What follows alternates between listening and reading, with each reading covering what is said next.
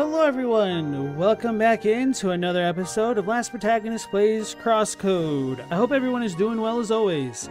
On yesterday's stream, we proceeded to go through the wave dungeon and got the wave element, fought the boss. Went pretty quickly. We still lost Talia in the race, but we beat, what's his name? Trani, which may or may not be scripted, I don't know. So after that, the Shad decided to revolt again because the Meerkats, no, not Meerkats, the Wickats came back and caused a bit of a ruckus. We met some random ass scientist lady who spouted some jargon that was irrelevant. The track is causing problems. We need to run the 4x4. I mean, we need to beat the track so we can progress forward and resolve things with the Shad again, which is annoying. I was a little bit fatigued, so I ended things a little bit early, but today we'll be continuing kind of just backtracking. Now that we have the wave ability, we can teleport. That is indeed the ability linked to the element, and there's more to the jungle that we need to explore and defeat for all of our side quests. So we'll be doing that in conjunction with progressing whatever needs to happen with the story, so we can go into the final dungeon of this area, so that way we can progress onward to Sapphire Ridge. So, yeah. As next, welcome back. I'm doing pretty alright. How about yourself? I brought myself down here for a reason? Oh yeah, because that's the temple. Okay. So I think they wanted us to go down and to the right. But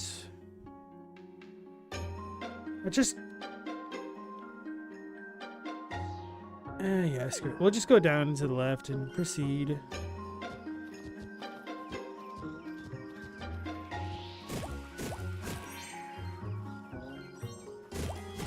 Should I even really be fighting the monsters? I do need to break more of the honeycombs, though, for the botany stuff.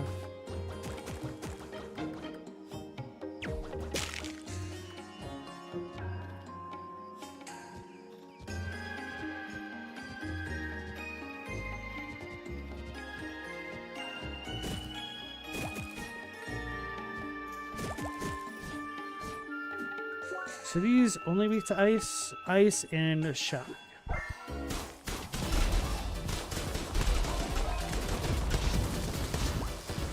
Oh yeah, I was going to start fixing the other elements, but I didn't do that.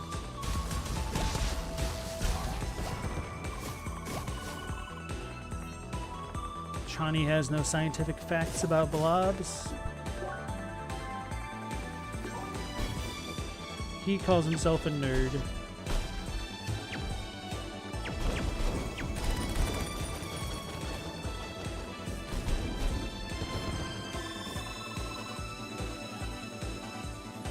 So we need to get up there.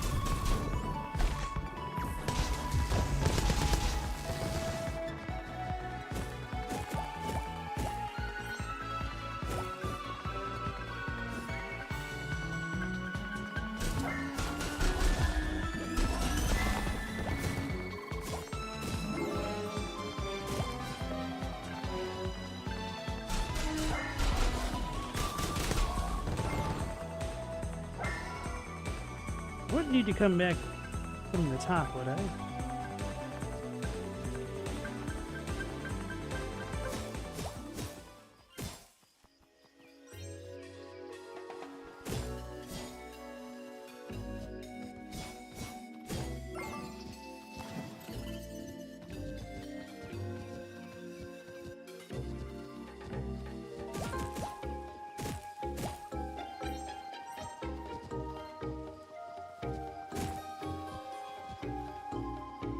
It is nice that the enemies aren't always hostile.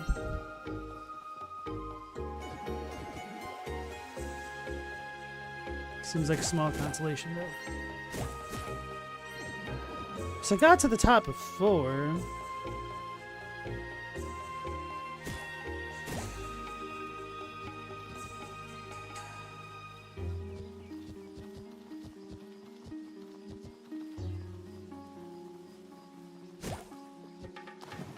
Not a thing.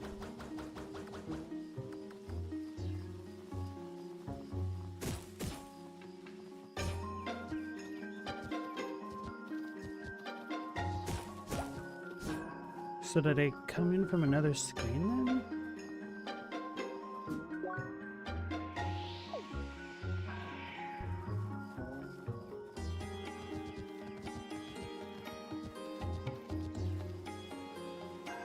So to get, haven't been here in 3 days and forgot.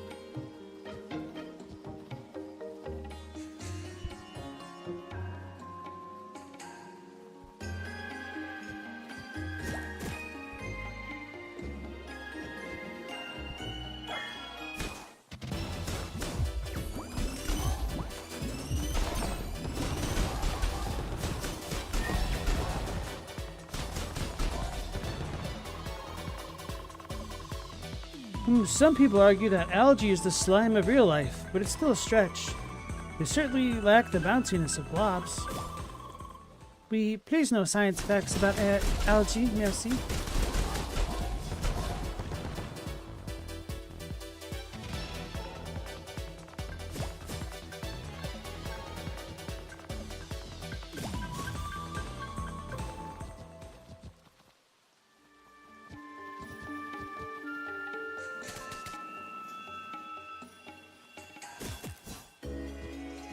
We made it. Oh. Pepper night tea. Wait, how do I go back? Am I stuck here? Can't I progress back that way? No.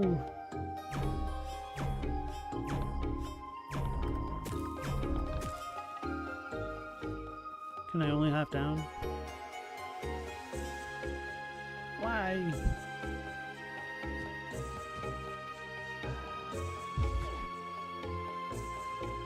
Oh, I need to go back to the other room.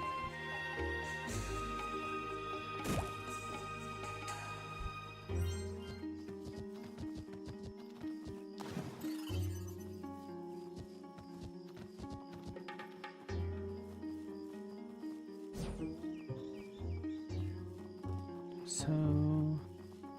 Wait, how do I even go there?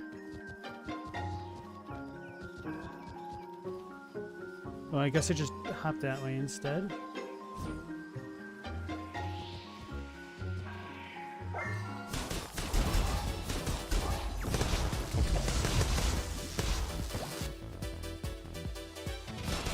I didn't mean to fight that guy.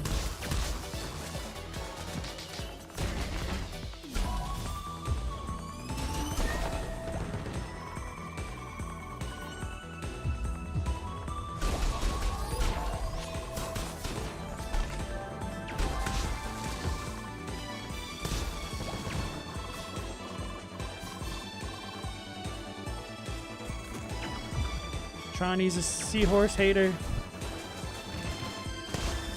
Do you guys think mermaids are obsessed with seahorses?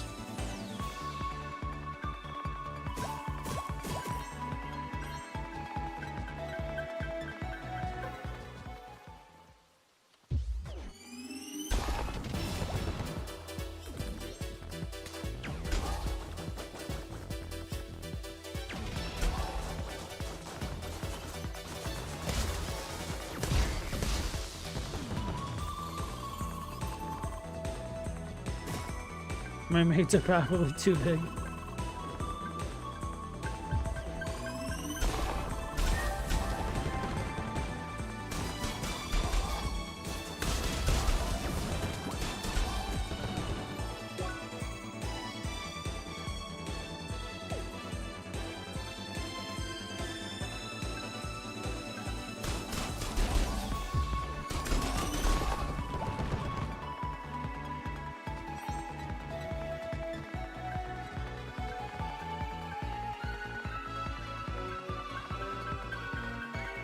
Wait, did I fall down? I must have fallen. Damn it.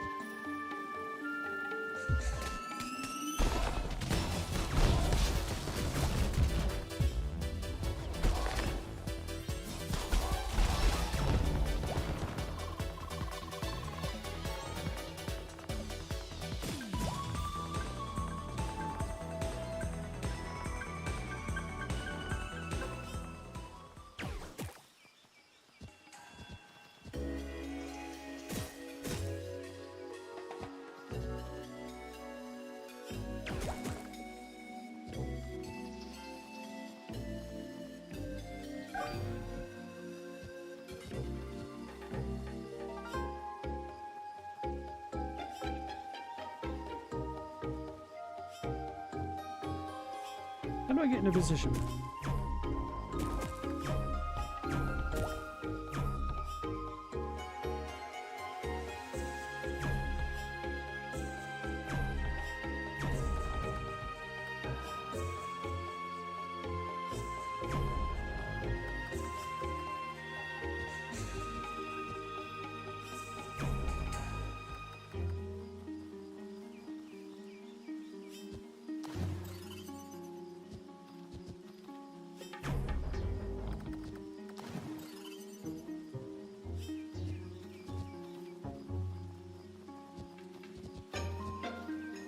I've seen the wind thingies.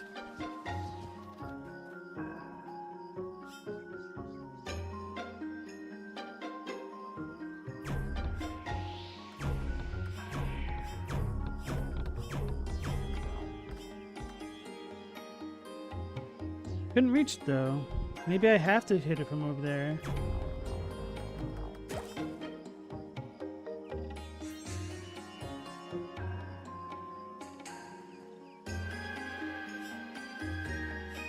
But it looks like there's no way back.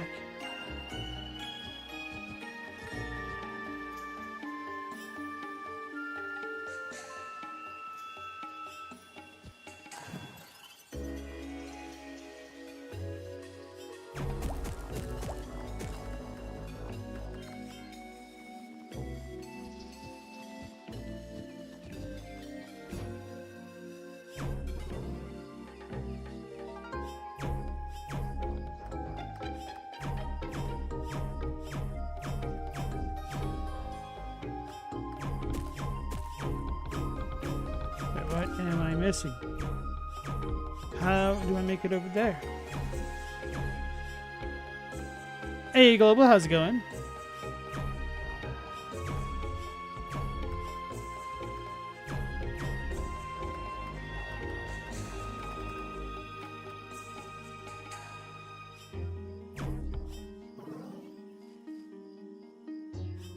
Doing all right. I'm annoyed at how I'm supposed to progress through this area.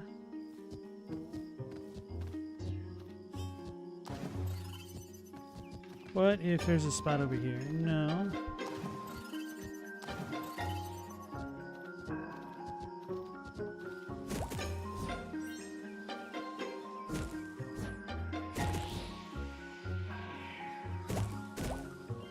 Whoops.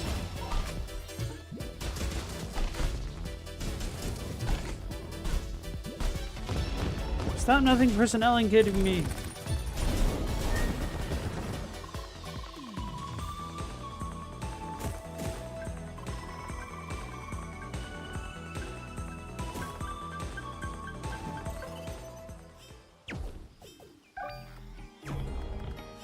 Wait, can that reach? This looks like it should be as high as this thing is. That's so annoying. Okay.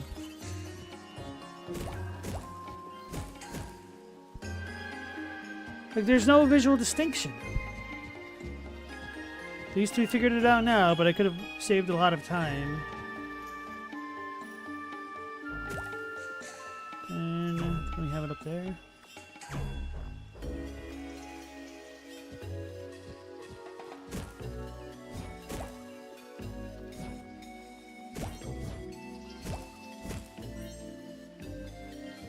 Oof, don't jump over there.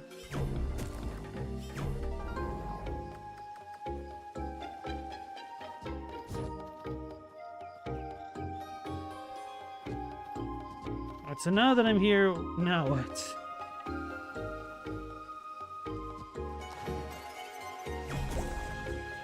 Huh? Is it just to hit the thing? Or is it supposed to be to get over there and I went the convoluted way? Maybe? Yeah, maybe that makes the most sense.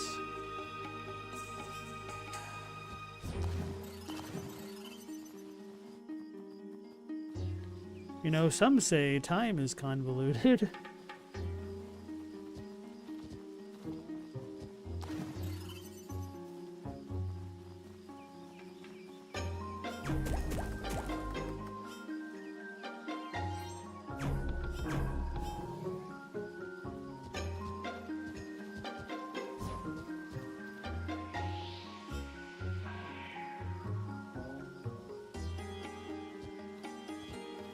Is there a world map for this game? Yes, there's actually a couple maps. So we have each area map, which I don't think I can really zoom out on, unfortunately. But at least it does show me how many chests are available and collected in each zone.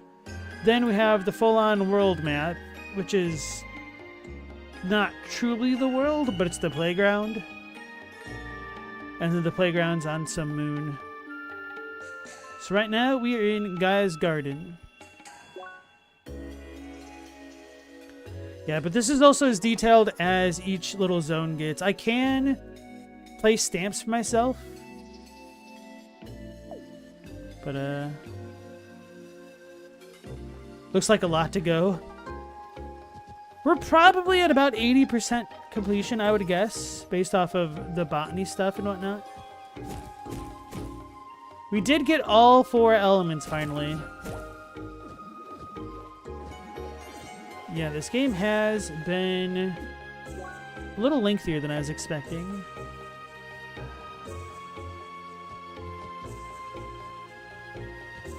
So, at the very least, you could say I got my money's worth, which is half a joke because I got this on PS Plus. Though you could also make the argument, you know, I have to pay for PS Plus to begin with, which is fine. But at the very least, this has kind of solidified me definitely wanting to pick Alabaster Dawn up when it comes out of early access.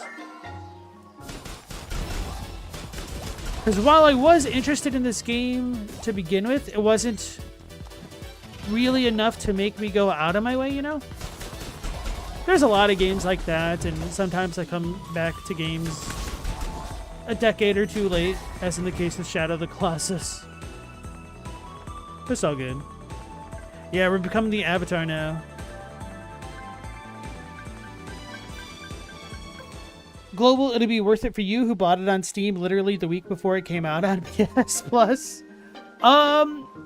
If you have PS... Oh, no, it's too late now. I was going to say, if you have PS Plus and you haven't played it on Steam, you can refund it on Steam if it has less than a couple hours of playtime. For what it's worth, I think I technically had more quote-unquote playtime hours on Dragon Age Origins than the Steam refund policy allows for. But since I literally couldn't play the game properly, they just refunded it, no questions asked. So it makes me think that must happen very often with that game. You have it for both now. Ah, very good, very good.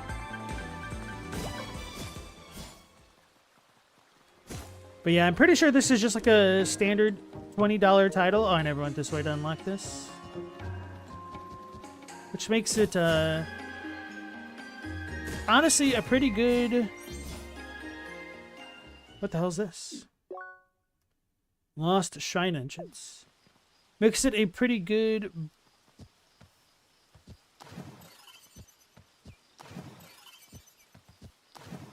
I'm trying to think of the right word. I don't know why I'm struggling so hard. Value? Yeah, it's a good value. Oh, okay. We have the gray thingies there. Oops.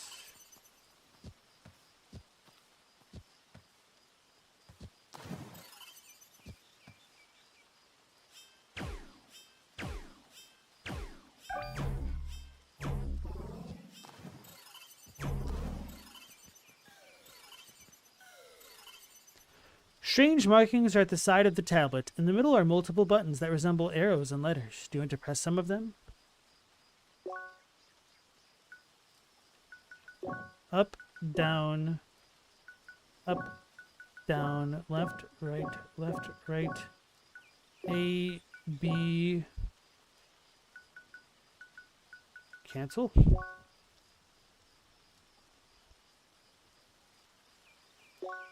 Hey, Galamoth, welcome back. Global, you want to try Noita soon? I tried it. I thought it was going to be a little bit more sandboxy than it was. So that really threw me off. I didn't enjoy it nearly as much as I wanted to, which isn't to say that it's a bad game or anything, but I think I just had the wrong mindset going into it. So, if you think it's going to be more like Terraria, it's kind of not. It's kind of more like Spelunky, maybe. That might not be the most fair comparison, I don't know. Galamoth, do you feel like there's a certain threshold where something becomes too much of a good thing? There definitely is. I do think that there are a little bit too many puzzles, or not even like real puzzles. There's definitely too many jump puzzles, which are just, hey, backtrack until you can find the one way to go, then go that way. I think one of the things that bums me out about this, because I've been thinking about it, because it's like, I normally like stuff like this, so I'm not sure why this game is so fatiguing to me, is because in many games, you have more freedom to approach how to get into different areas and whatnot, but this has been very linear with the way you need to get a lot of the chests, which has been a little bit of a bummer for me. Hey, Chadwick, how's it going? We're wise sages now. Can you share us your wisdom? All right, so it looks like on the thing it says down, up, right, left, R, B, X, Y? Maybe that's A.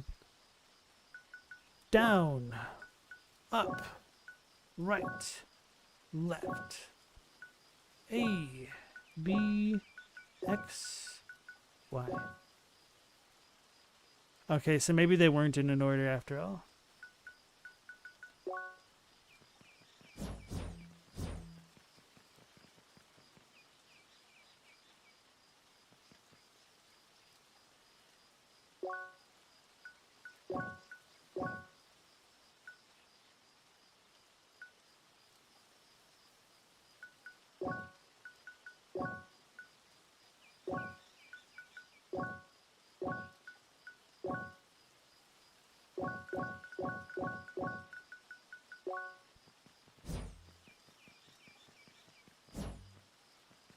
Guess we could figure this out later.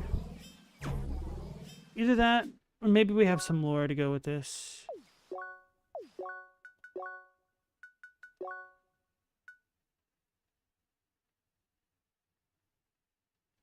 Holy crap. This is a hell of a recap.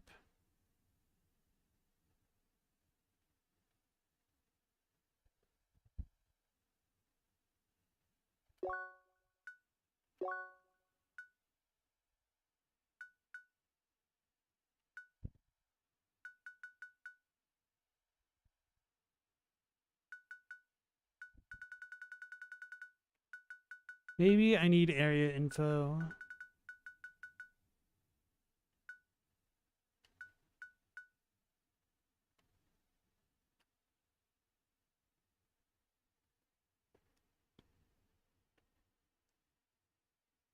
Galamoth, you played for 20 or 30 hours and got tired, you think, of this game? I could see that, yeah. Like, there's been a couple nights I'm like, man, I don't want to play right now.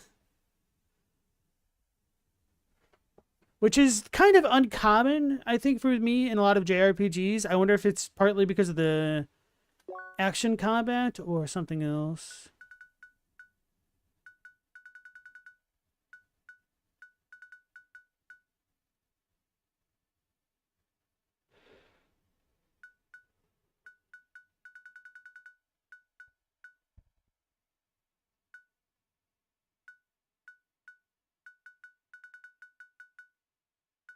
Wonder if we need the info from the sky or whatever it's called.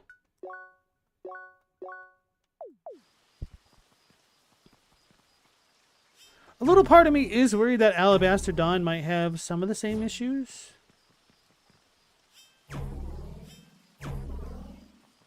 But nonetheless, I still have enjoyed this game. Whoops. They're tripping.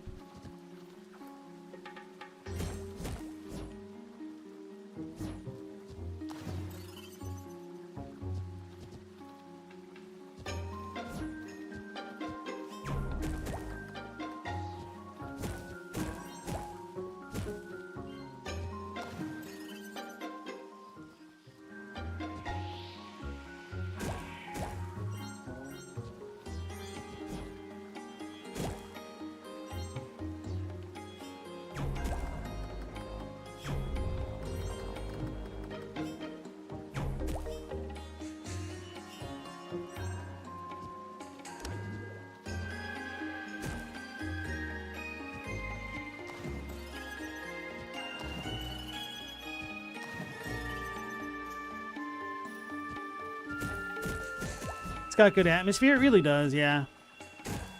So, Global, how's your progress with Chrono Trigger going?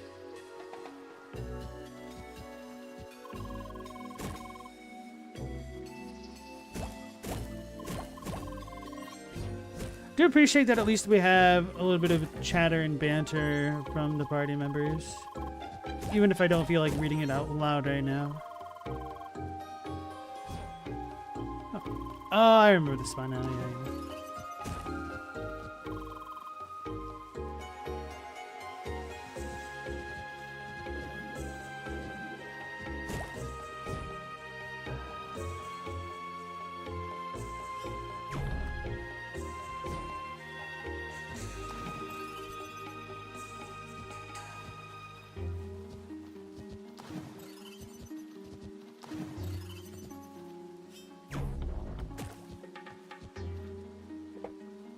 Global, you have Masamune assembled, and now you think you have to go back and talk to the frog homie? That's just a guess. Okay.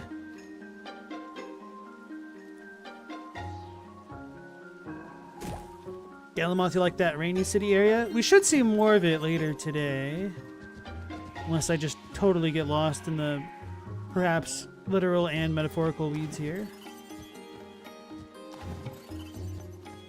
Sister, is this too high? No, I don't know why she can jump there then.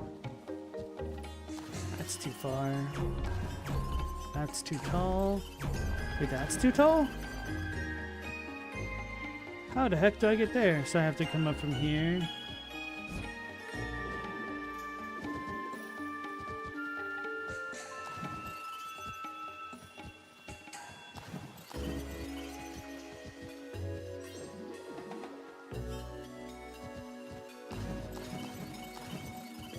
This Angel.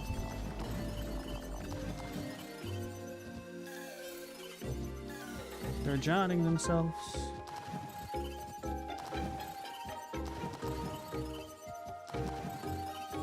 Global, you're currently revisiting Lies of P as you put it down a while ago. Oh, did you not beat it? Or are you trying to do the DLC specifically? Who the heck is this? Oh, probably that one girl. So I need to get up here as well. I think I came to this area and I was just annoyed at all of the wave dash things that I couldn't get to, so I was like, oh, I'll come back here later.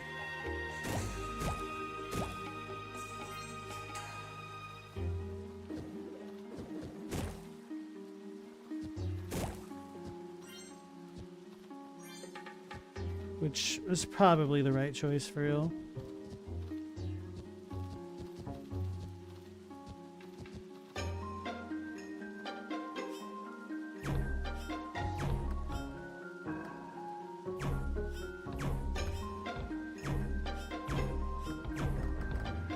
Hell.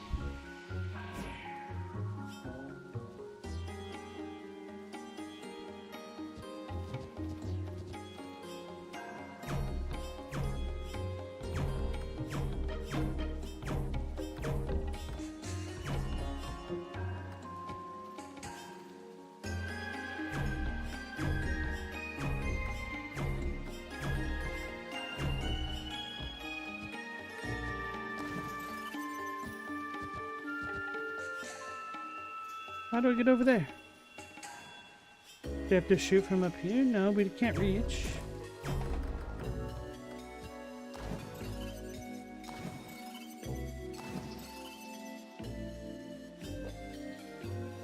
Hey, Estelle, how's it going? Does this look more like a 16-bit game, a 32-bit game, or a GBA with a bigger screen?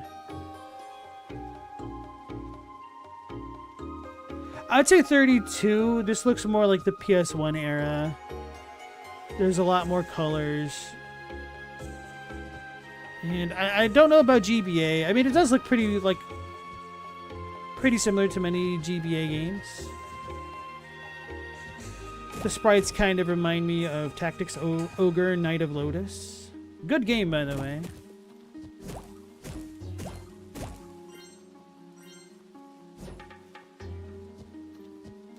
Speaking of Tactics Ogre and Ogre Battle, essentially, I am really thinking about getting Unicorn Overlord. Watched a trailer for it again recently, and I was like, oh, This looks a lot more similar to Ogre Battle than I remembered. Which, I don't know, like Ogre Battle was kind of annoying and grindy. It was also kind of innovative and fun.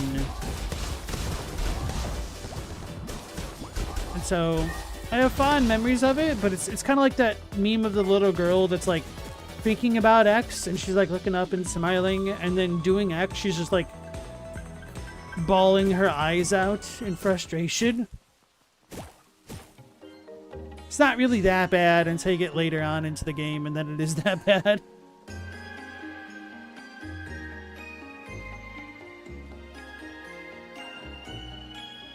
Global, you never beat Liza P. You're fighting Fuoco for the first time right now. Who was Fuoco? I am so bad with names. I had to come up with nicknames for all of them.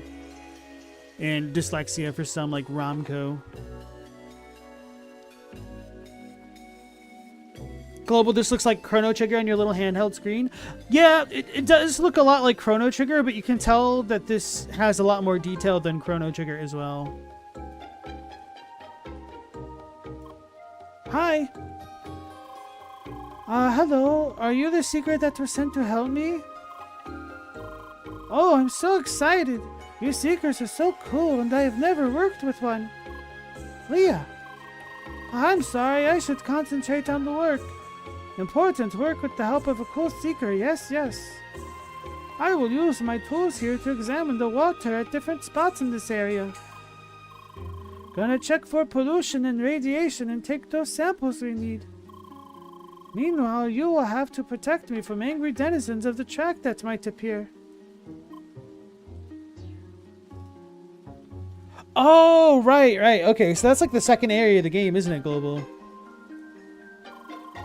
Yes, it's such a shame that we have to hurt them, but we've got no choice here. At least their dead bodies will return to the track and feed a new life, so it's okay. Anyway, I will prepare myself. Talk to me again when you're ready to go. Chadwick lives in a place between all three to your eye. You spy with your little eye. Yeah, the sheer amount of stuff happening in a fight would make a Super Nintendo explode. As evidenced by the damn trolleys, Armored Armadillo stage in Mega Man X. The minecart.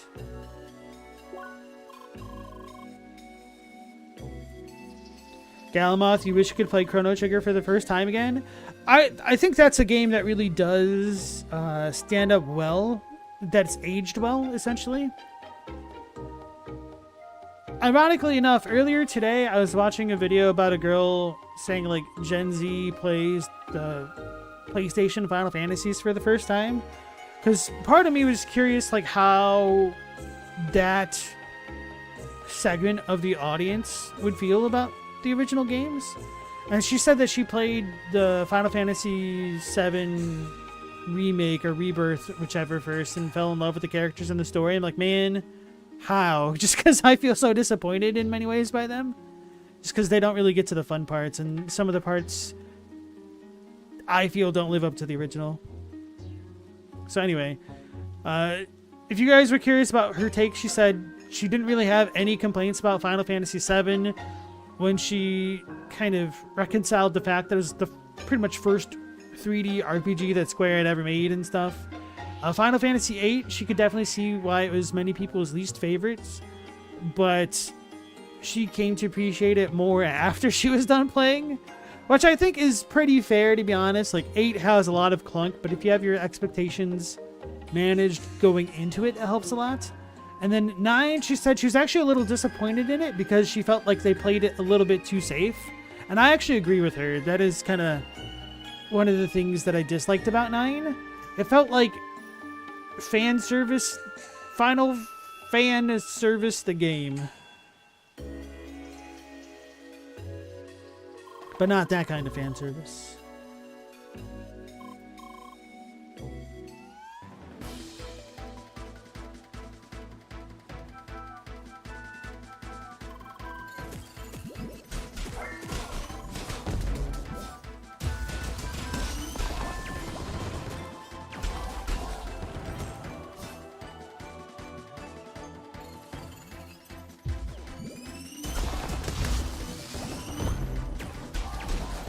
How did I get...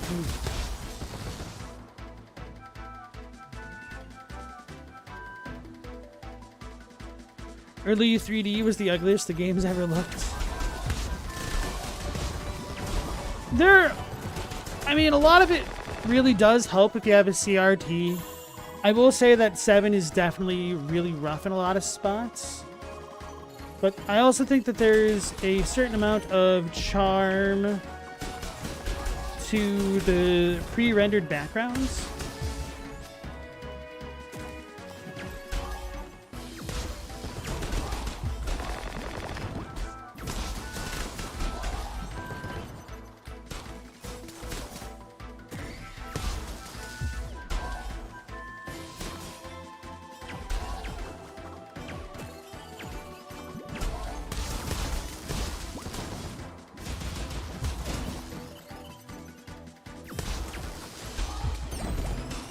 Oh, they're sniping her.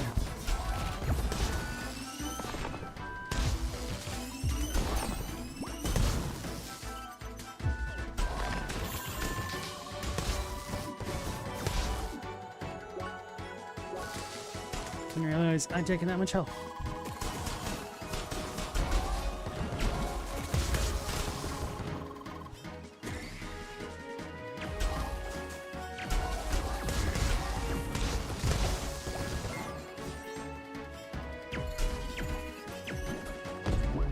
Hell.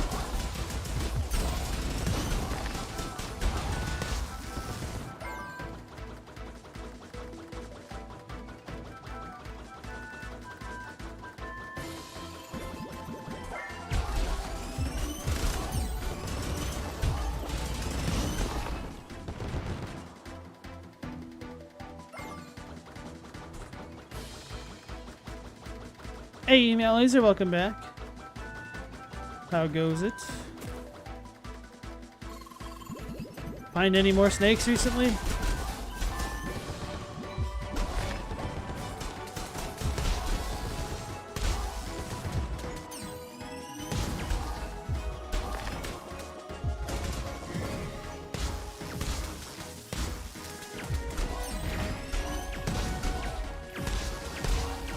Hey, Robbie, welcome back. Galamoth, you were unnerved by the low poly humans, you think? I also think that if you played on PC, it was definitely a lot worse because of the character models having open mouths all the time. It looked really goofy. I really feel like the PC port of Final Fantasy VII was so much worse in so many ways. From the MIDI sound fonts to the character models and stuff.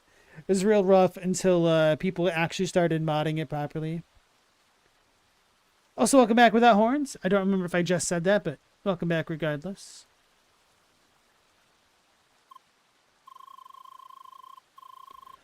I would love to chat a bit more with you, but I gotta bring the samples back to the headquarters before more angry critters appear. So this means goodbye for now. Thanks again for everything, and good luck on your adventures. Bye. Okay. Meow, just the one from last night? So did you find that in your house or something?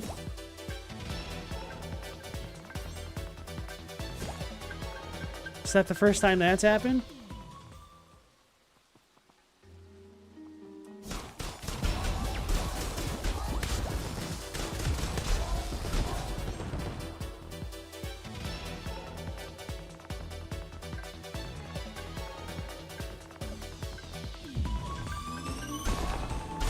Bobby, you've had your Switch 2 for about a year now? Nice.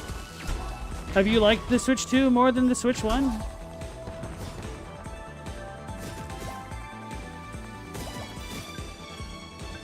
Speaking of the Switch 2, congrats to everybody and or anybody, aka Galamoth, who got in for the Duskblood's closed network test. I haven't heard anybody getting rejected. But I feel like I've only seen 5 people that are like, yeah, I'm going to sign up for the test and hope I get in.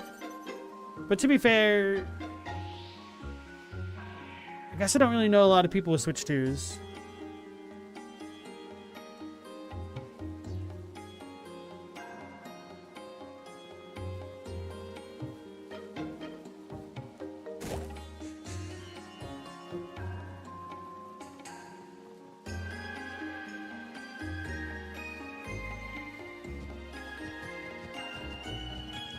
Like, before Duskbloods come out, they'd better announce something like Smash Brothers Ultimate 2 or Mario Maker 3. Something that would actually help entice me to get a Switch 2, because I don't want to spend that much money when I've got a perfectly good Switch already gathering dust.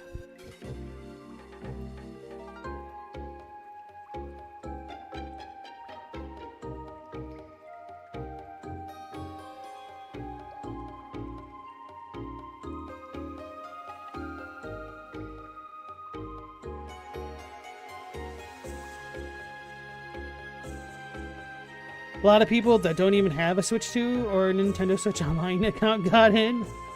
I probably should have just signed up for one and maybe tried to borrow or rent a damn Switch 2 just for the network test.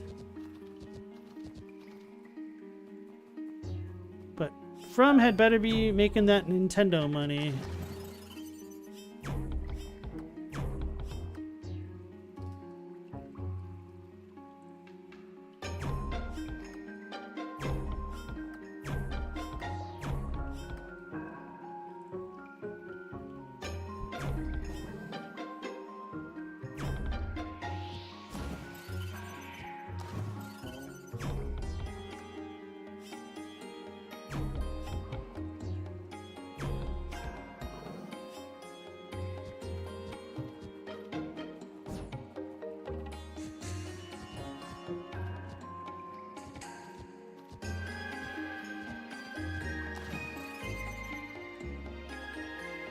Smash Brother Ultimator?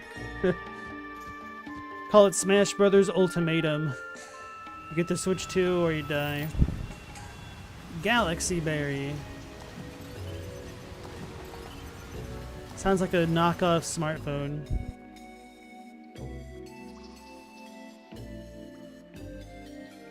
Meow, you found the dude sliding along the back wall of your house? Used to find them really regularly? Think they hunted mice that came in with the horse hay? Maybe that's why you haven't seen so many rats lately. Maybe not like that one specifically, but maybe in general.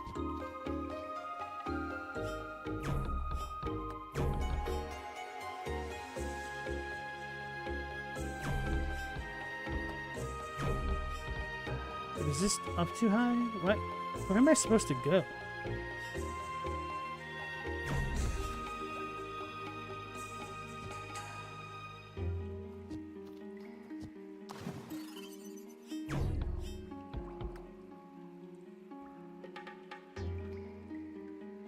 This doesn't make breakfast at all. So I can go back there at least.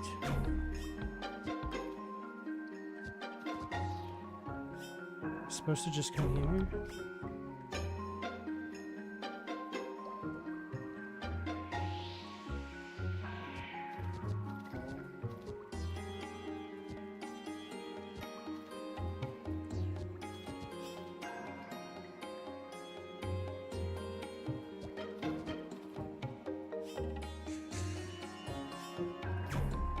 Oh, I'm supposed to go up there and shoot down, I think.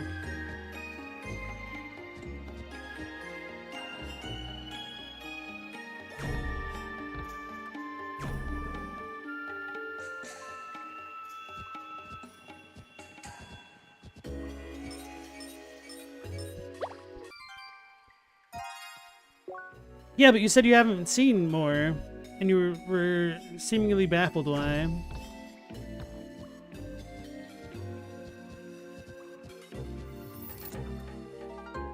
Bars. Okay, we did this cave. Tranquility Pond, Dripping Cave. Wait, why does it look like there's a room to the left? Is that just how it looks?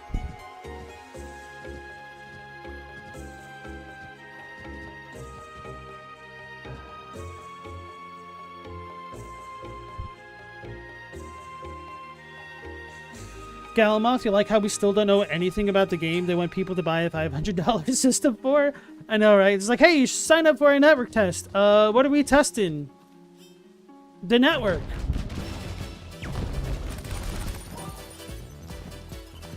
But real talk, I expect us to get information really soon, partially because they're having a somewhat closed beta test.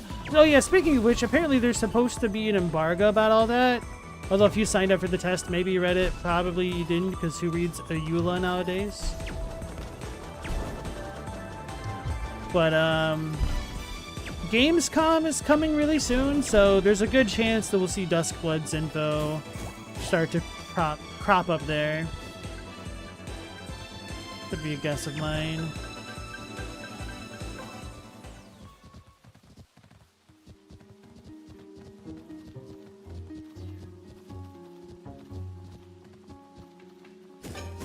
I have such mixed feelings about it. Like, after playing Night Rain, I feel kind of burnt out on that genre already. And it seems very similar in concept to Night Rain. And with it only being on the one platform, I don't know, man. It's just such a bummer because Night Rain had a lot of issues with not having any crossplay or really continued support, which didn't really surprise me. I know we got the one DLC, but I don't even really care about it. I didn't get it.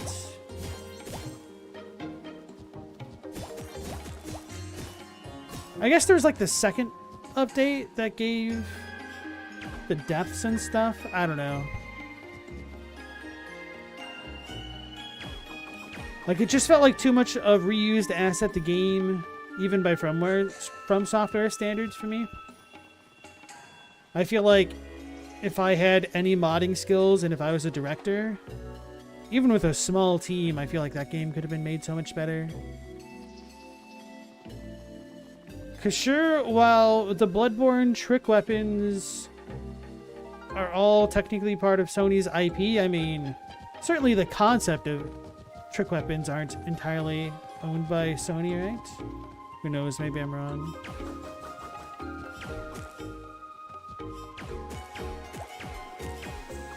Hey OG, how's it going? You read all EULAs? They have very good intel. They do! But, I regret to inform you, you are largely in the minority if you do that. Doo-doo. How's it going, OG? Were you having some good levels after I left the stream? Perhaps Duskbloods is to Night Rain as Dark Souls is to Demon Souls? Maybe. I mean, there's a good possibility of that. But up until we get more info, I'm going to be very apprehensive about it.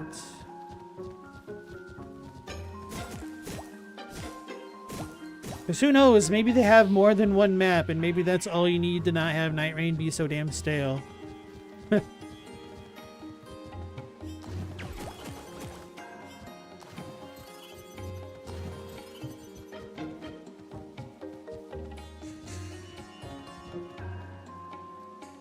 They didn't even have continuous new loot boxes. You say that seemingly as a joke, but that could unironically have been a good thing for the game. Not like paid loot boxes, but just more varied loot in general. The fact that all progression was tied entirely to RNG was super garbage in my opinion. Okay, so I already got up there. Thought I saw a wind thing somewhere else on the screen, so I want to make sure that I collected everything.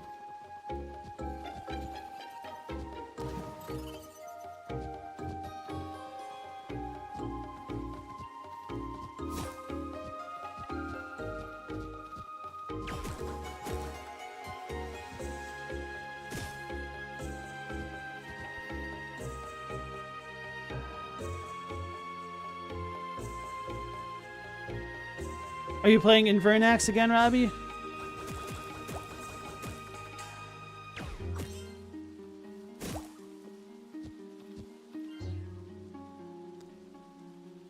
Meow, you cracked a rib cleaning a bathtub? Oh, it popped? Oh god, that sucks. Yeah, rib injuries are no joke. Make it hard to breathe and move around pretty much at all. Hell, even sitting can make you a hell of a lot more cognizant of just how much importance are placed in the ribs than you may have guessed otherwise. Okay, so is this location safe now? By safe, I mean clear. Oops.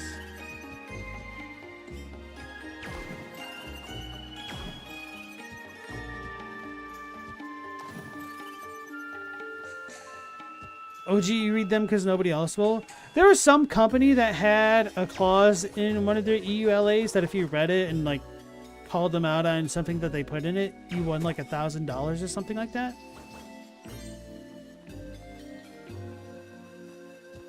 I do generally skim over the EULAs pretty quickly. But quite honestly, I feel like a lot of quote-unquote licensing is absolute bullcrap that shouldn't stand up in a court of law. It's like, okay, what happens? You caught me playing your game unlicensed. Ooh. And such, like, it's so damn nebulous what the hell licensing even means. Like, at what point do you have the license versus not, especially in this digital landscape? So, like, back in the day, if I owned a copy of the game, a hard copy,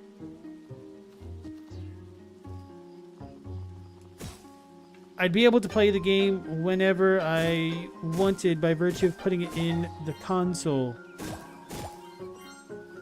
It's been ruled that you can make backups of your games. So digital copies don't necessarily need a license to be operated of a game you already own. So what would happen? Like, what if your original copy got damaged? Should you still not have the license?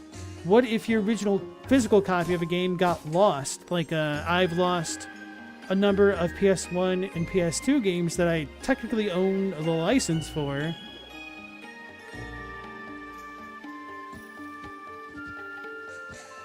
Because of some things which has happened in my life.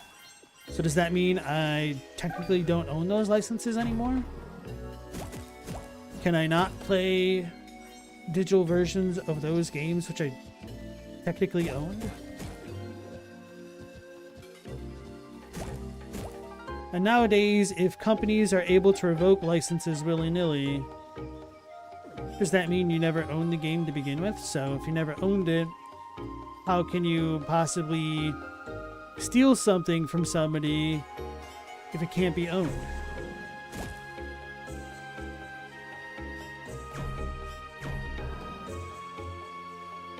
Make it make sense.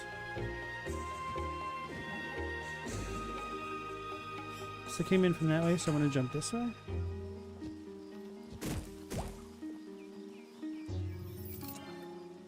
Chillid dog. Okay.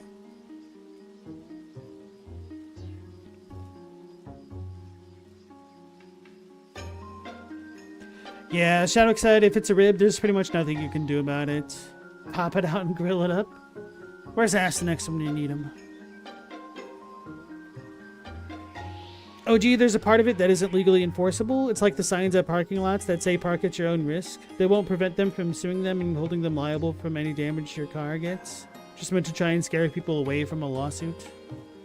It's just all posturing until somebody throws enough money at the legal system to make a bigger fuss out of it, which nobody wants to do.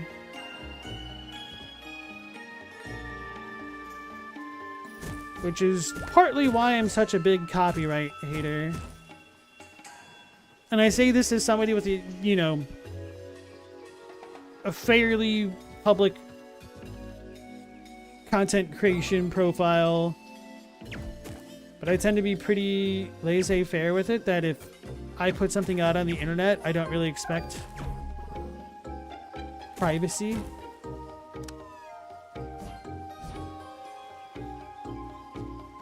Or to even really, quote-unquote, own what I've produced. Kind of view pretty much anything you put on to YouTube as being in the public domain.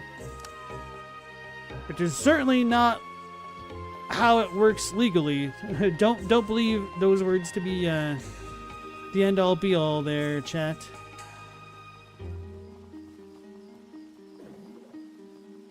I need to get up there.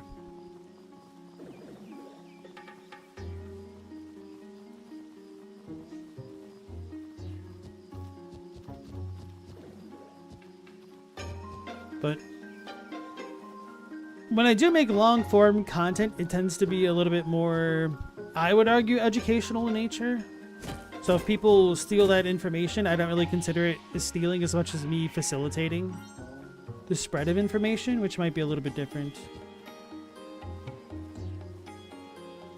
But I mean, I've also had people use my voice in certain things without my permission, which felt really weird and kind of dirty.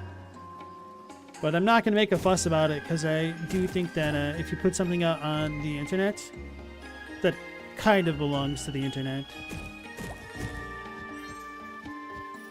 In other words, freedom of information, baby. Galamoth, you're worried about whether the tech company that eventually becomes Skynet will even let us play video games?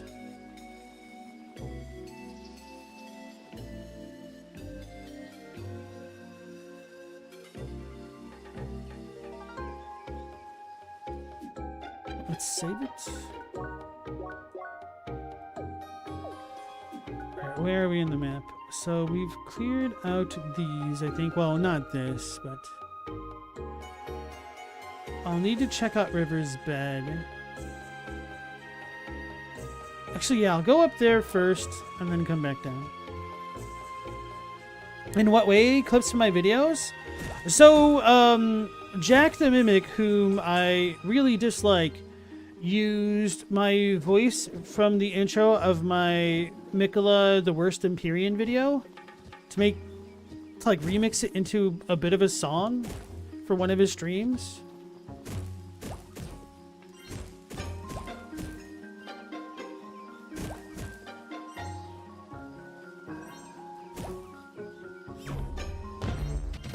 Don't.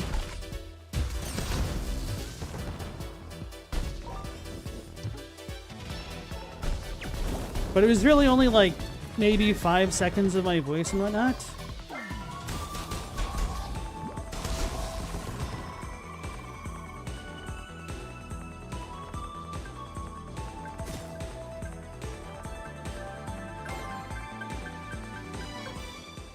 But I mean, such is the case of being on the internet. Like, some people have had their lives become memes, you know? Or some people have parts of their lives just immortalized as a meme.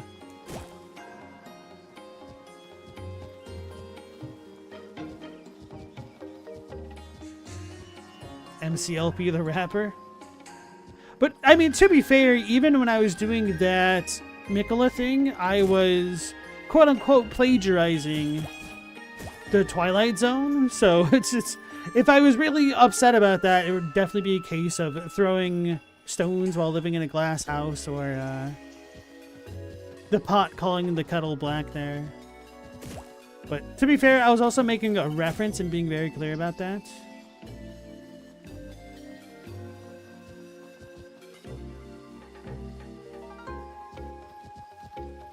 So that's really another reason why I'm not too upset about the whole thing.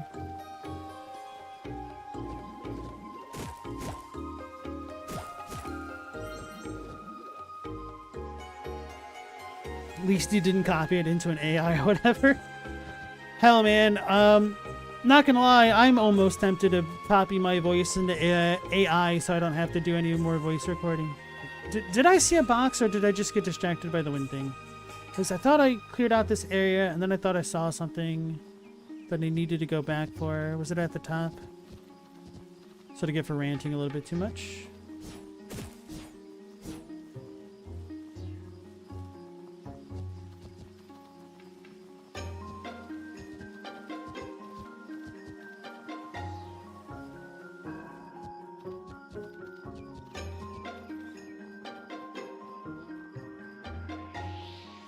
What was up there to the left? But no, we've come through there a lot.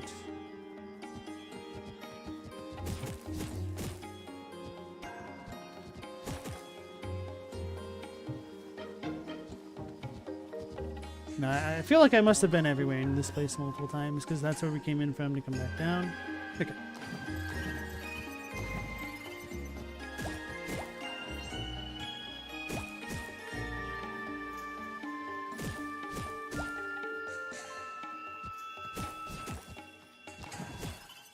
So yeah, so long as nobody's using my stuff in egregious manners and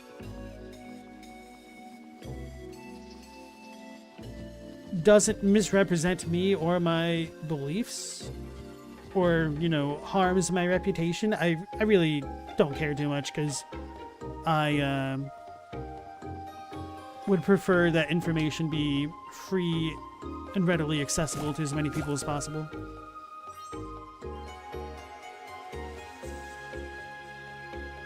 Stella, there's a whole podcast about that called 16 Minutes of Fame. You mean about the meme people?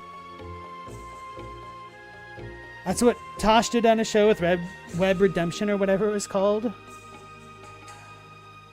Tosh.0 always felt like such a weird concept for a show to me, and it always pissed me off. Same thing with Ridiculousness. Though at least with Tosh.0, it wasn't as low effort. And they did have their own original skits with it, but it's like, hey, TV viewers, this is what it's like to have the internet for you people who don't use the internet. Like that kid that was a surfer and talked about how he got pitted or whatever, and he just used the most slang imaginable to the point he sounded unintelligible, and just having him enunciate it more clearly as a Tosh.0 gag. Or the South Carolina contestant girl.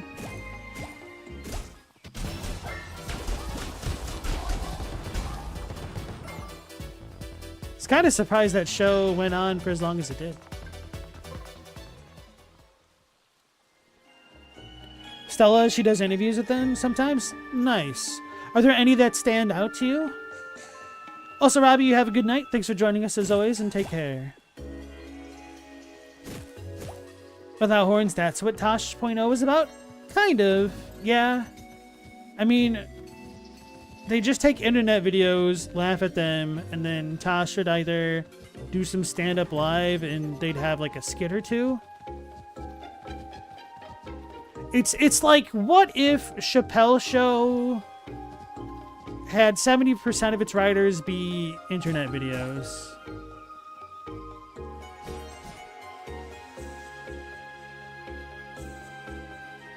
Stella, the 30 to 50 feral hogs guy one was interesting. What is that?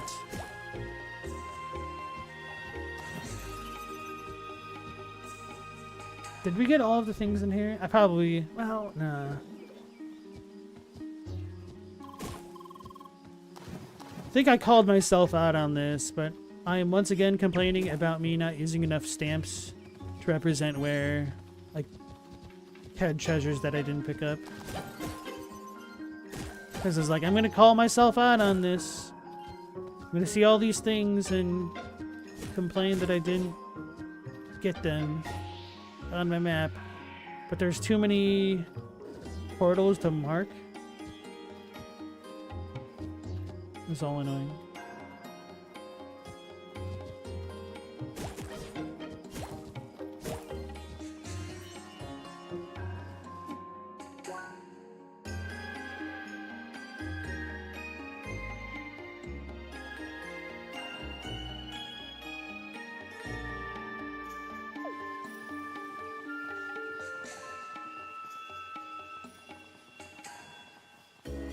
So this area should be good. It's where we just came from. I wanted to make absolutely certain. Oh, okay. A few years ago, they were like, why would anybody need an AR? And a guy asked something about what else he's supposed to use it when 30 to 50 feral hogs are suddenly in your yard.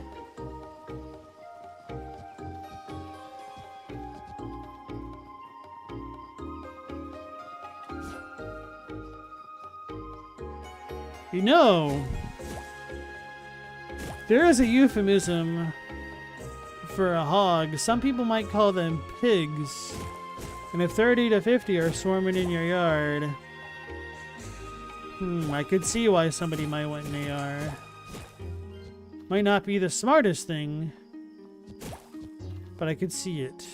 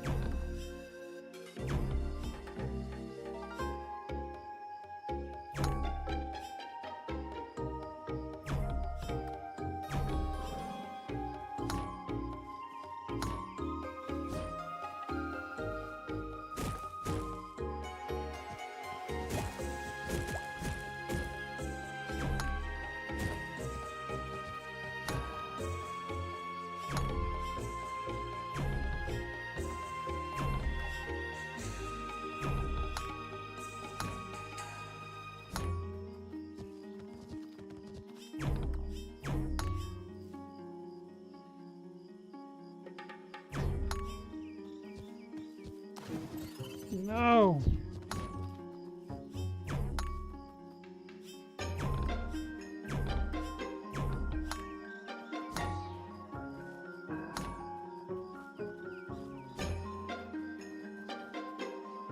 Alright, so maybe it's time the other way. Okay, I think we should be able to get this thing. Let's do it this way.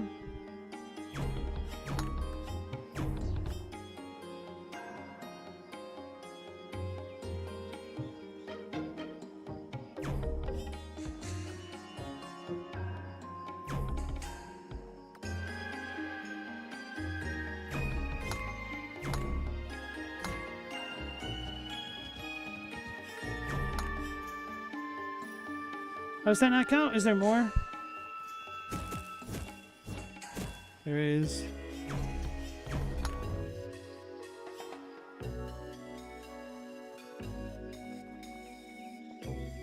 That's good eating. Guy lives in one of the parts of the country that has a huge feral hog problem, so he's 100% right to ask it. They cause a lot of environmental damage because they're invasive, they're a pain to kill, and they breed like rabbits. For real, need to just make hunting them a full-time job.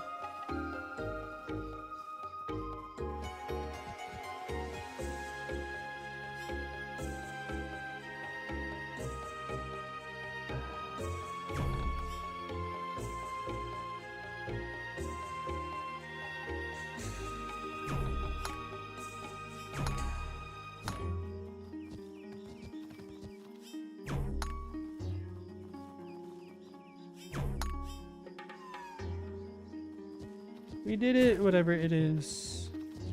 Pretty sure it's just a shortcut or something.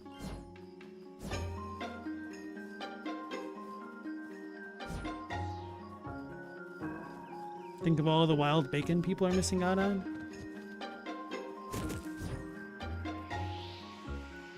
Makes me think of Cow and Chicken when that one cow is just like, I'm a wild pig. Or is that Rocco's Modern Life? That's Rocco's Modern Life, isn't it?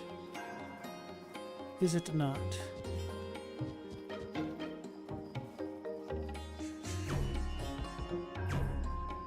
Yeah, how do I get there?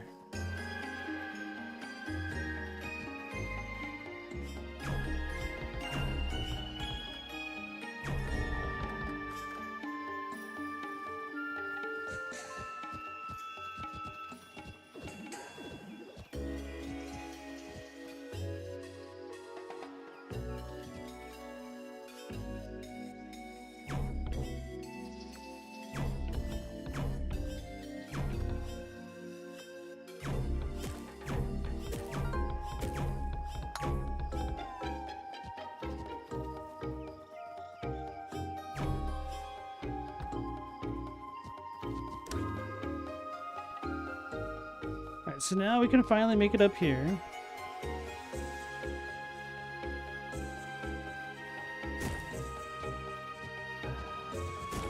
Should have annoyed the hell out of me. Mon Dieu, we finally reached it! A rough branch. Watch it be utter garbage. It's a branch from a tree! Truly the treasure of legends.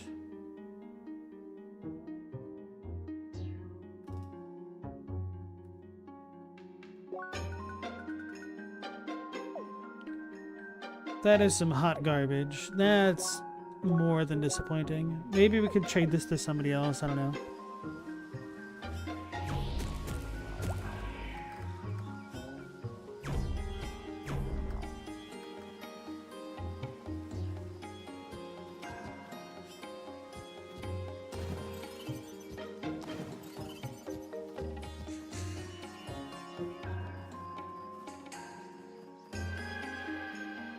There are no real predators in the US either. Mountain lions can snag small ones sometimes, but that's about it. Predators that can hunt them, you mean?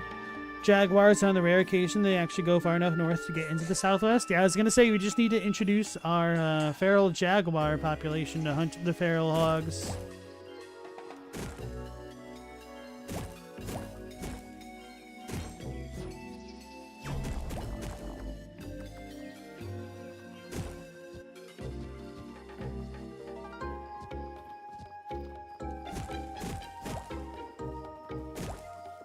Wait, what?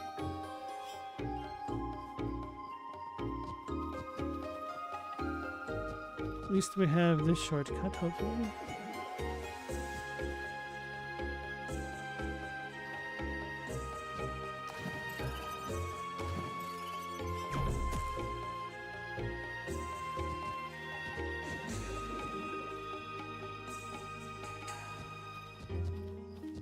So I shouldn't have done that.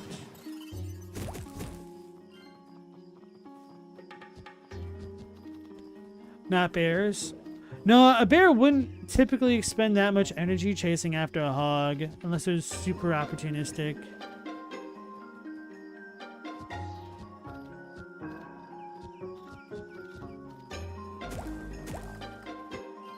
Hogs are also very ornery, or they can be when they're feral.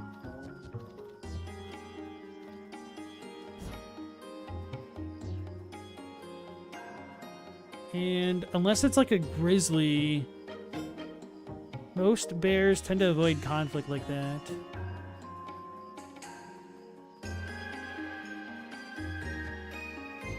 Although maybe somebody else knows better.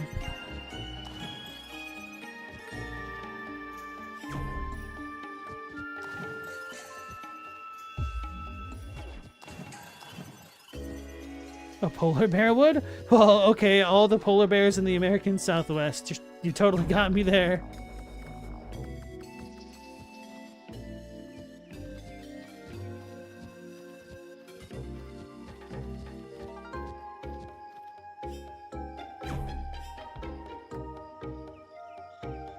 Should I have shot this from another angle? Probably.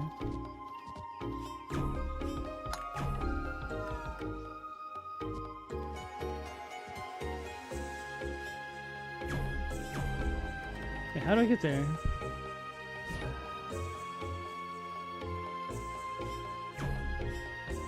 Why would they have me go here? Wasn't important.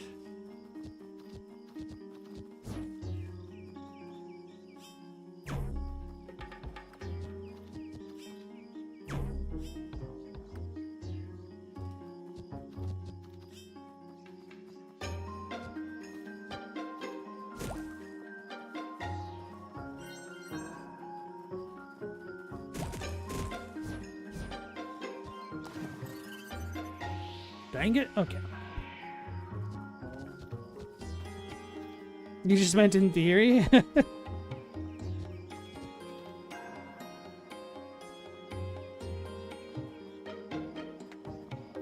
Tell the polar bears that the hogs are stealing the Coca-Cola.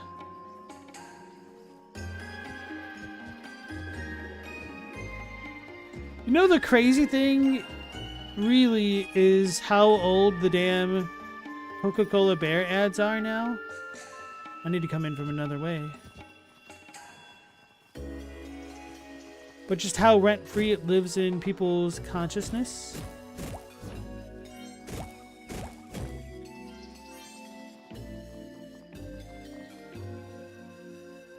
Ever see the video of the guy stuck in his semi and a polar bear cracks his window?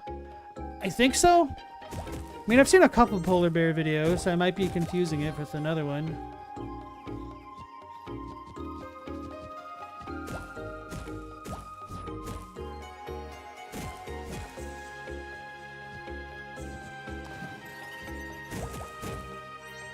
Actually, maybe it wasn't the semi one that I'm thinking of. There's definitely one of a guy in like a research box that the polar bear is trying to swipe.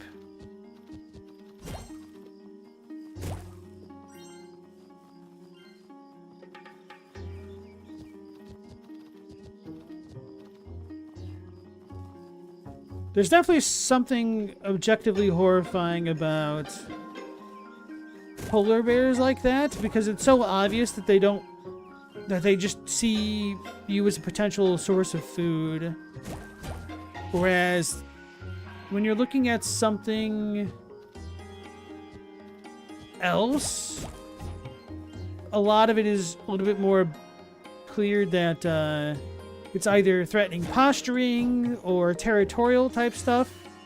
Polar bear don't care, it want to eat. Like, if you could tell that the polar bears are hungry.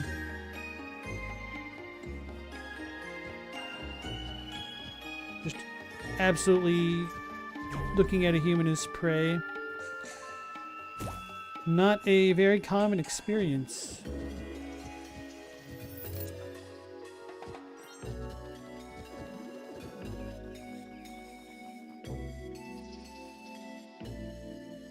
You can tell there's so few things around them to eat compared to bears in other parts of the world? Absolutely.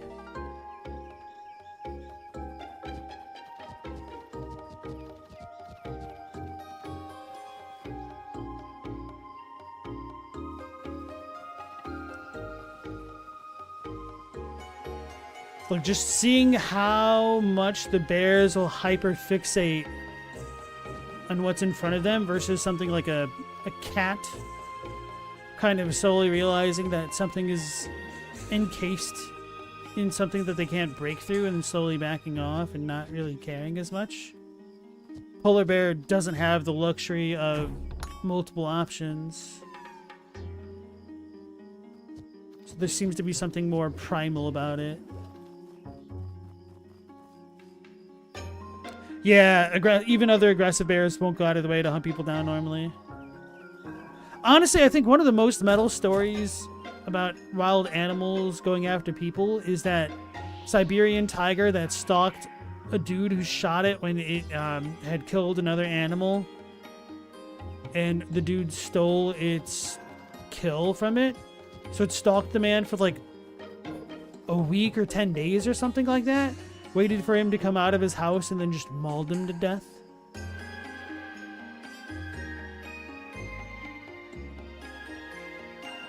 Which, I mean, respect. Somebody snatched the food out of your mouth as you're eating it? I'd be pretty pissed too.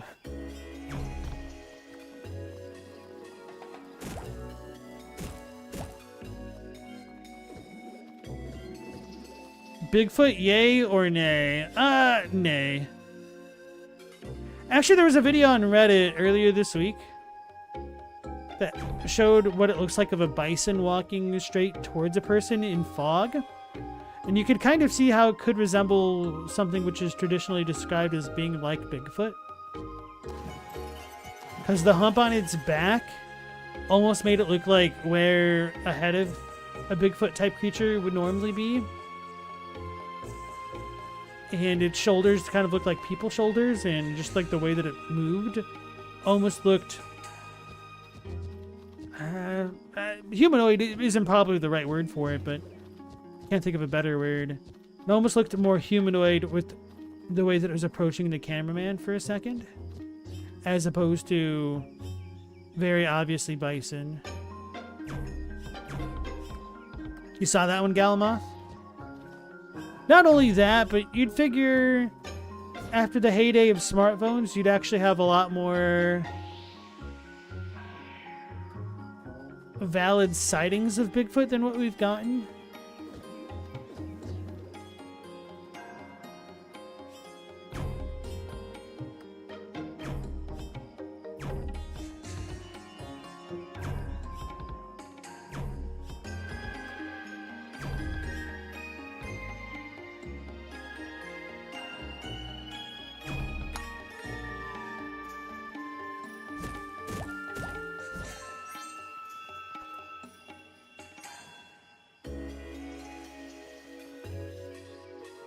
But basically, the people that are convinced there's Bigfoot seem to be the ones that have the most financial interest for there being a Bigfoot, you know?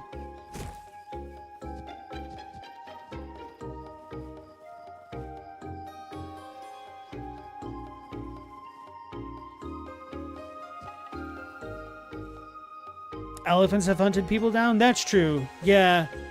Oh yeah, that reminded me. Wasn't there a story like a year or two ago of a elderly elephant stamping an old woman to death because she did something messed up to it? Reminds me of that Futurama gag of the episode where Fry, Leela, and not really Bender got superpowers from eating worm-infested gas station food. I guess it's not gas, but the equivalent food. And one of the villains, when they go to the museum, is part of like a zookeeper's cohort, and then the mayor's like, it's an elephant who never forgets to kill.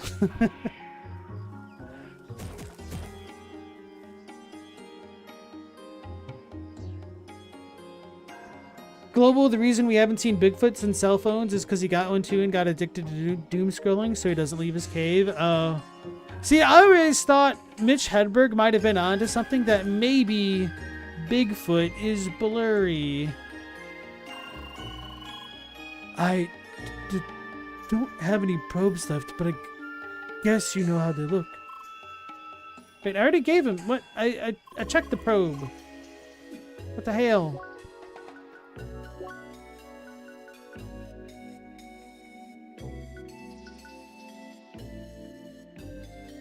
Is this dude Henry? Yes. Okay, so I need to fight a Beheath Sloth. Beheath Sloth.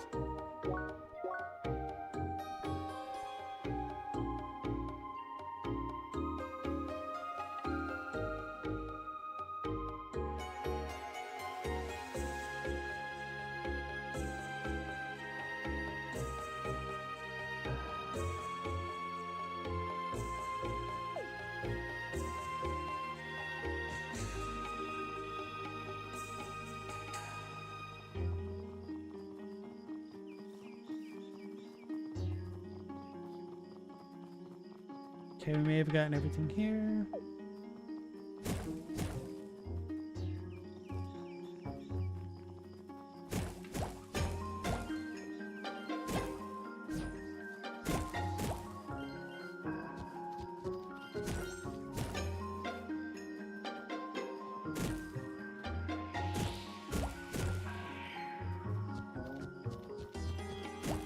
Yeah, I really liked that episode of Futurama. It was so silly.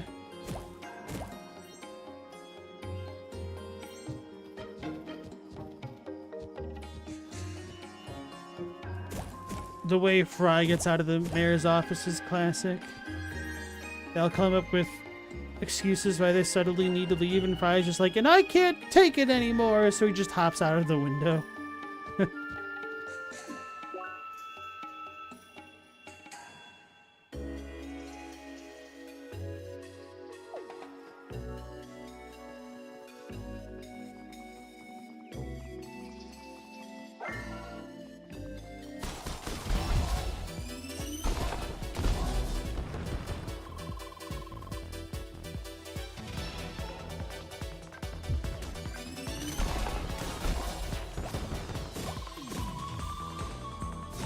On average, cats spend 2/3 of the day sleeping.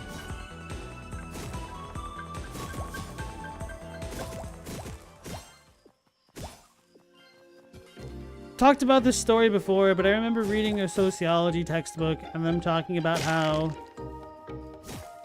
when a cat is sleeping lightly, it'll be sitting upright, but when it's in a deep sleep, it'll be on its side. So it just had two pictures of a cat. One sleeping like a sphinx and the other just zonked out. That cracked me up for just, I don't know, how absurd it seemed. Not that the information is absurd, but just like a collegiate level textbook just having random ass pictures of a sleeping cat to illustrate a point.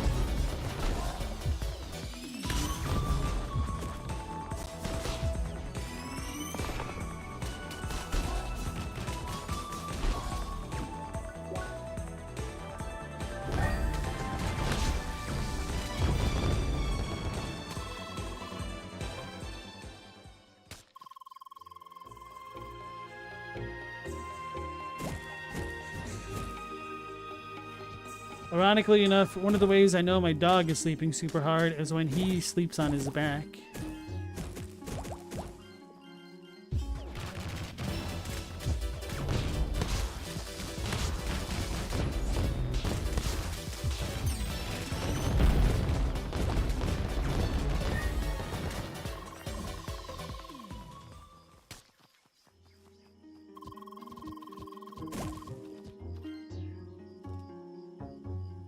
Cats are absurd creatures. Yes, they are.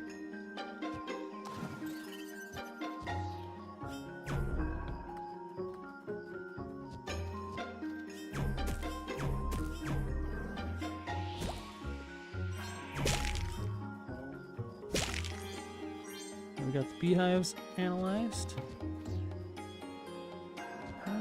Maybe I shouldn't jump down just yet. Or maybe we're safe.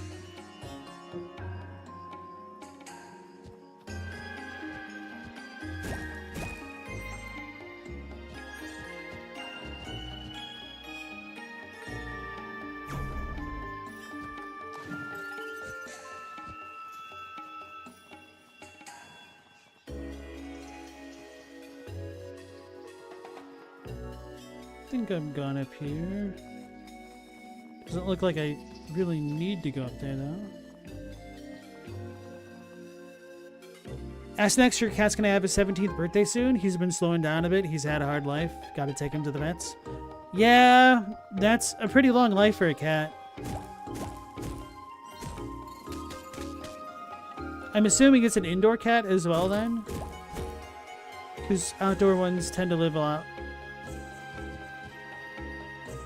lot less long? No, a lot fewer? That doesn't sound right either. They don't live as long.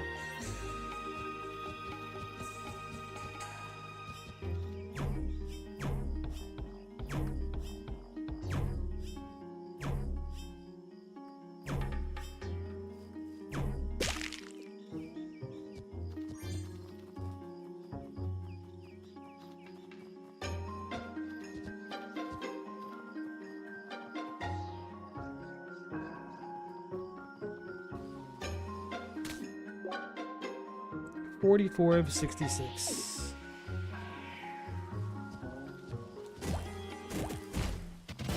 Fudge.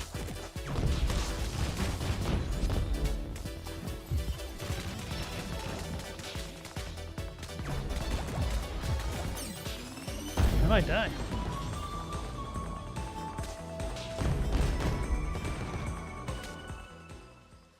We made it. Let's save it. Ask next, you love him. Had him 5 years now. He's a sweet old grouch, even when the puppy bugs him. Aw.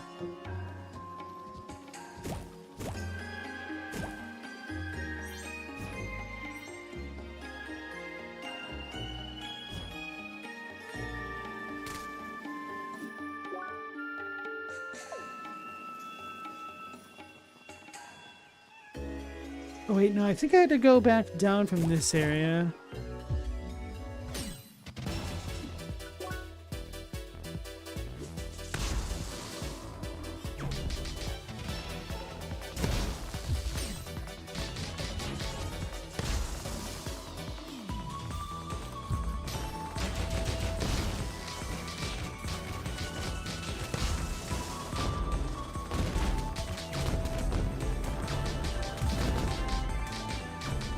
I beat that dude up before.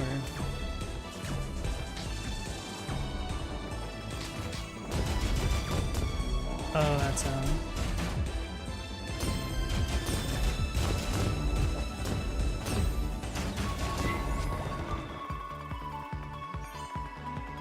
Oh, that's where you get the stout backplates from.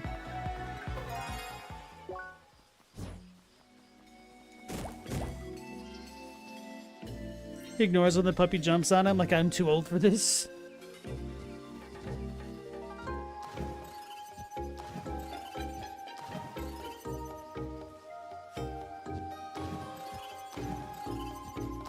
Can I not jump back? What the hell? Okay, there we go. Seemed way more difficult than it ought to have been.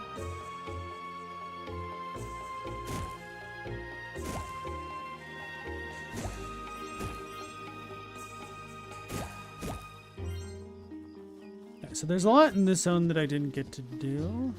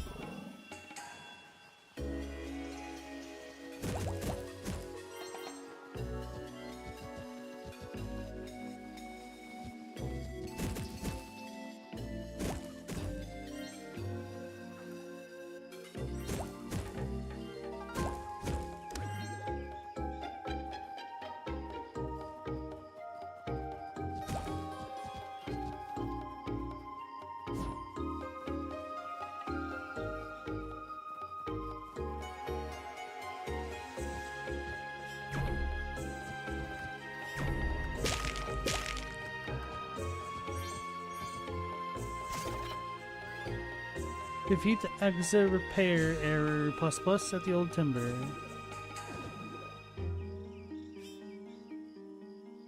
Why am I gonna go that way? That doesn't seem right.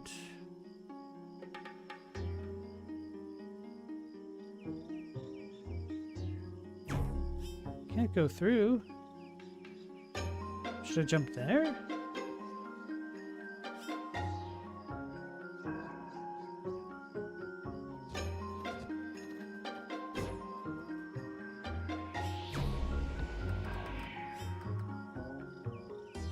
It's blocked off from both directions. So I'd assume that there's a launch pad thing somewhere. I need to get up from the top.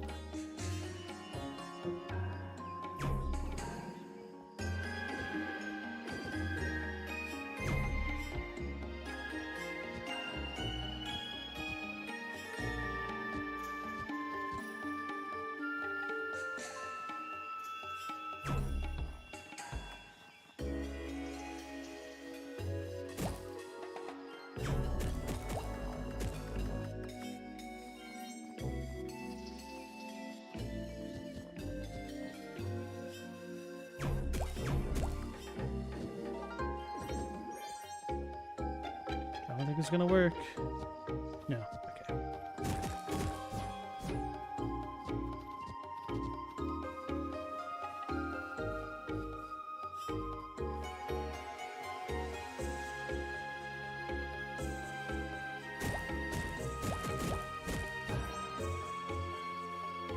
Couldn't I jump on one of the mushrooms to get around here? Oh. Never mind. Figured it out. No mushrooms necessary.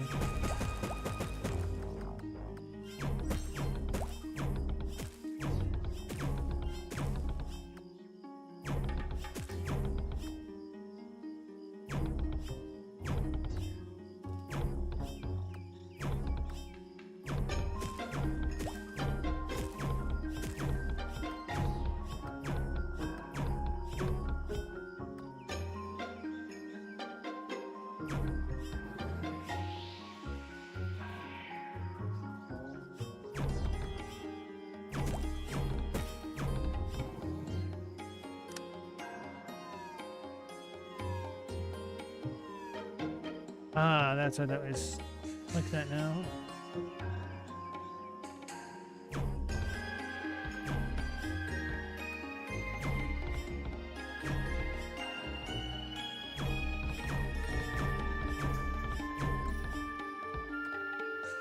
Let's just go back in from the other side.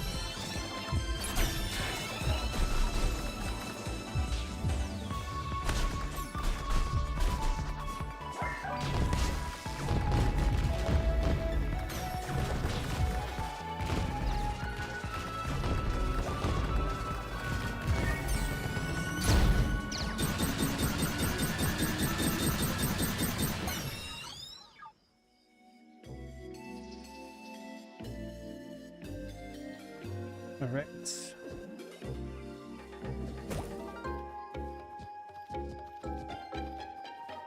Let's save it.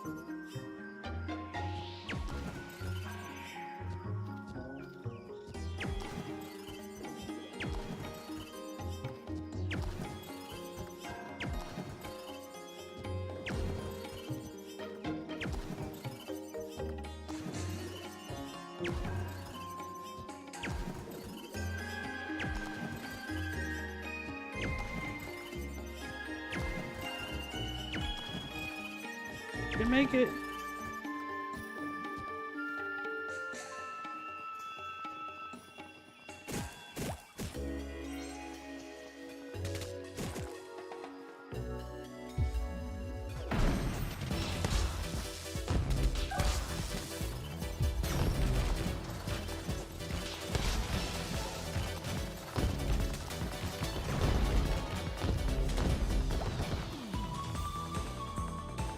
I was wondering if that shot would work.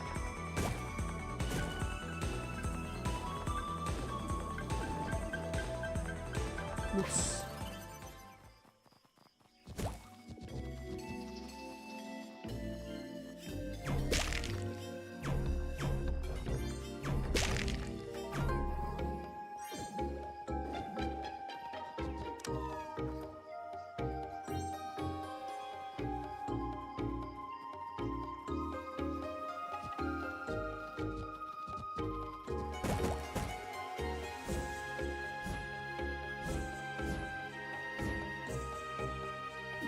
Oh, there's a cave here too, huh?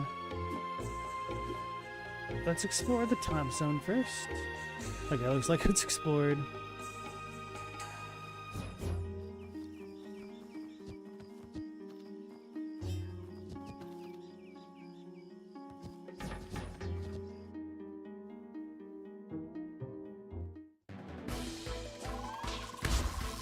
Ah, this quest also uses instances? Well, see you on the other side, Leah.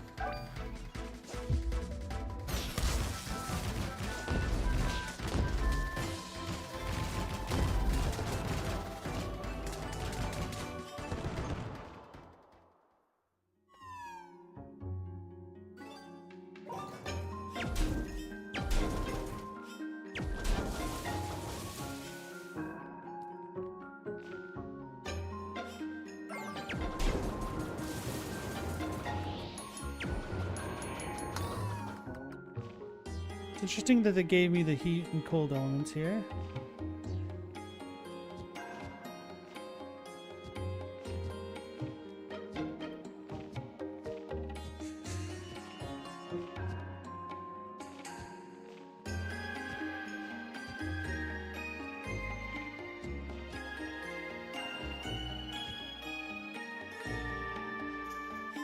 So then I should make it cold.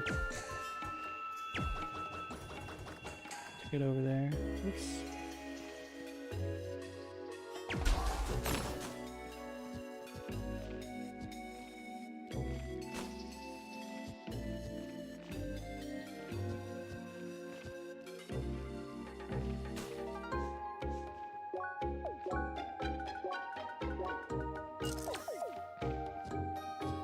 This would be annoying if I never bought the ice walkers. Perforated top hats? Never had those before. I guess someone's going to do that to get over to the top. Okay.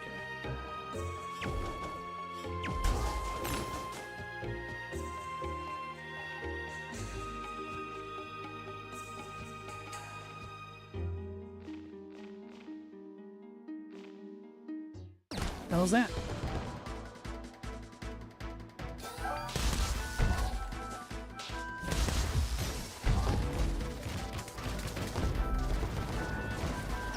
It's like a tropical snowman. I don't want to fight you. Let's turn these off.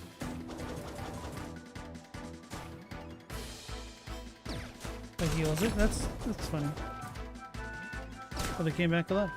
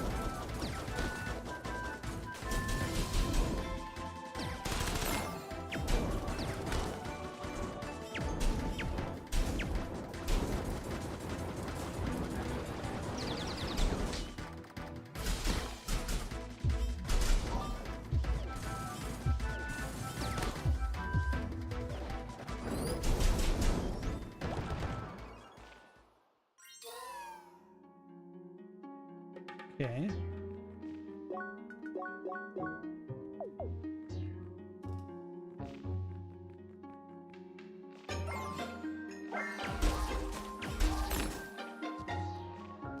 I think I still have the ice cookers on. Oh no.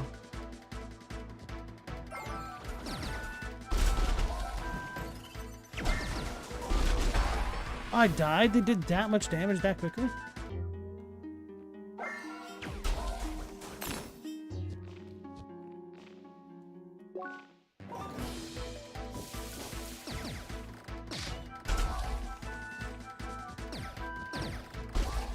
What the hell?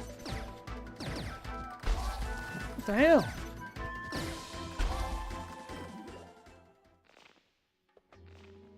So that's just a shortcut.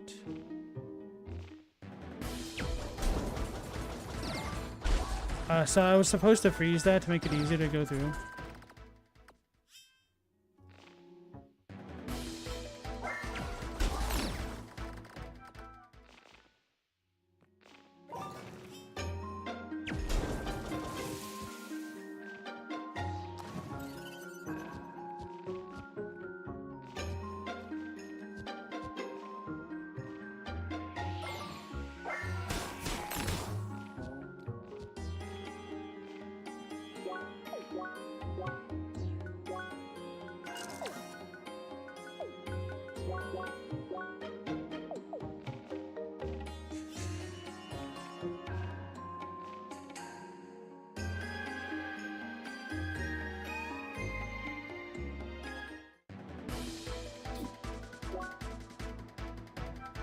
Tourist Karoto.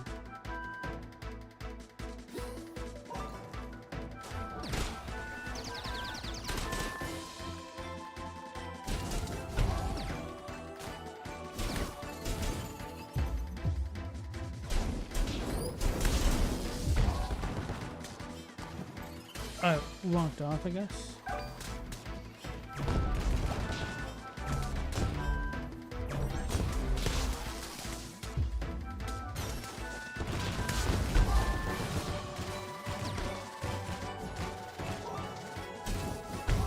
Oh, damn it. The force field goes away if I switch elements? That's kind of lame.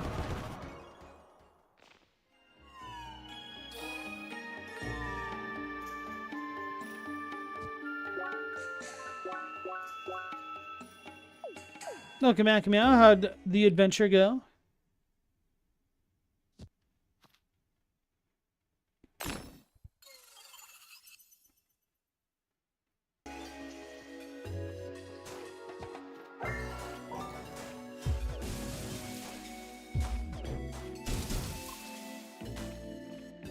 There's no way to break the icy wall alone. Report back to Mrs. Basu in Basin Keep. You're lying to me. We can make it.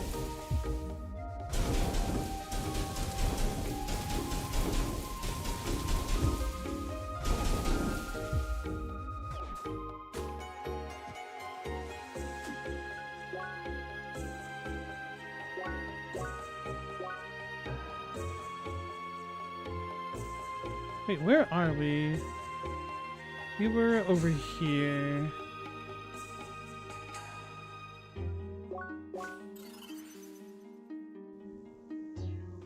There's a cool breeze at the beginning that died out and you're dripping with sweat like crazy now. That sucks.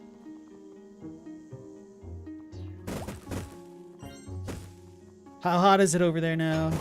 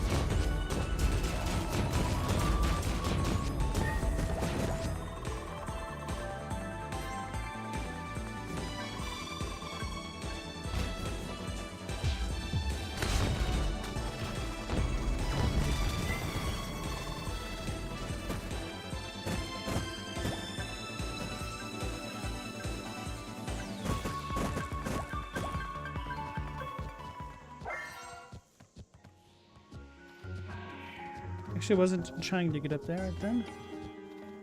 But since I'm here... Oh, that's up higher.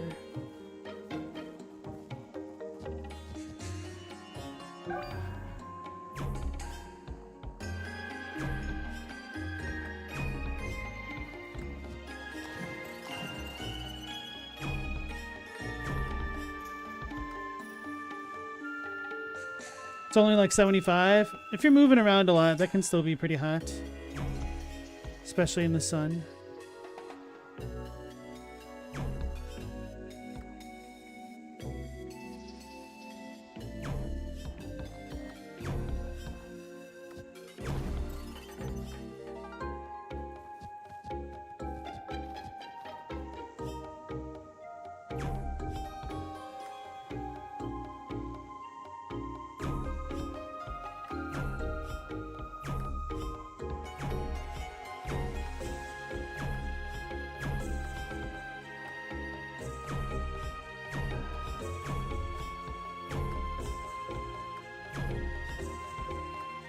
How the heck did I get there?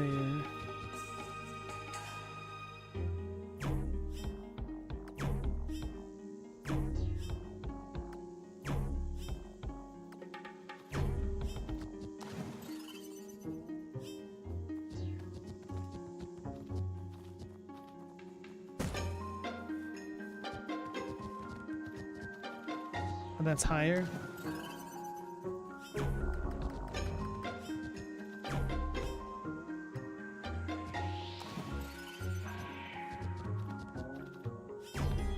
Haven't I gotten up there before?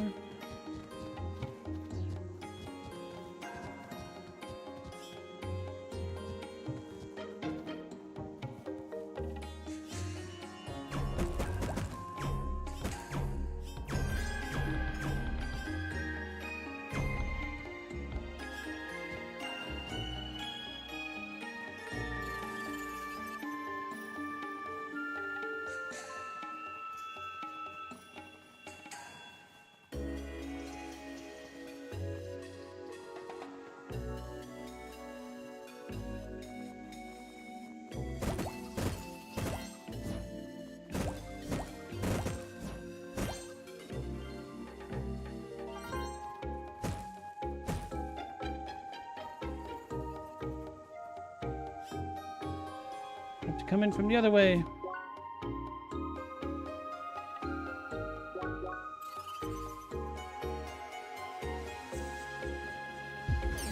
Wait.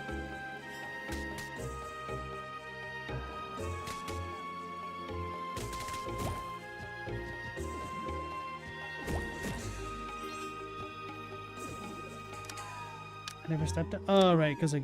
Okay.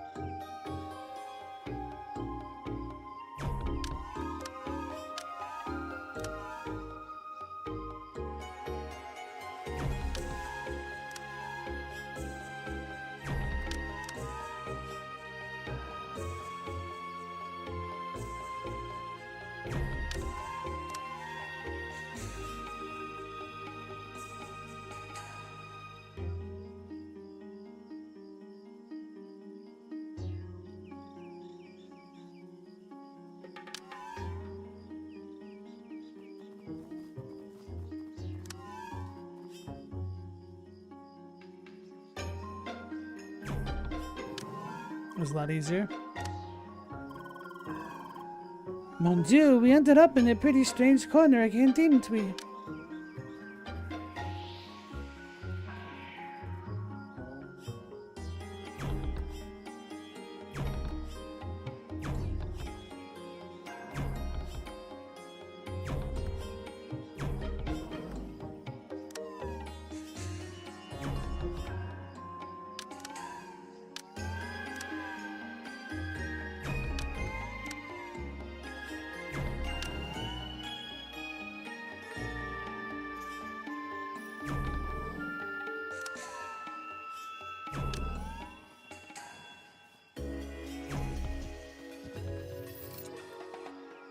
Airy. We've already gotten one of those. Two of them, actually.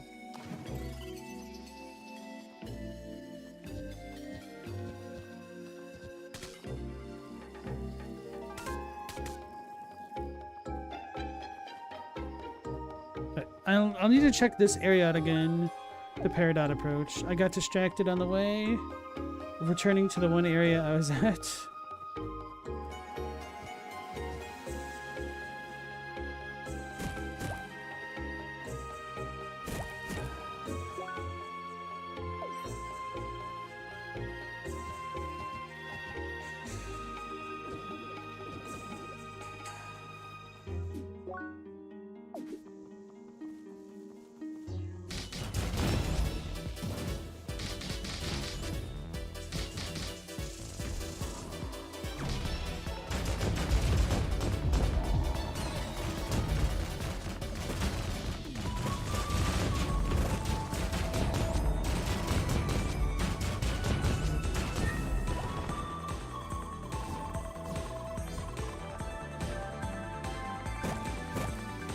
Prehistoric sloths.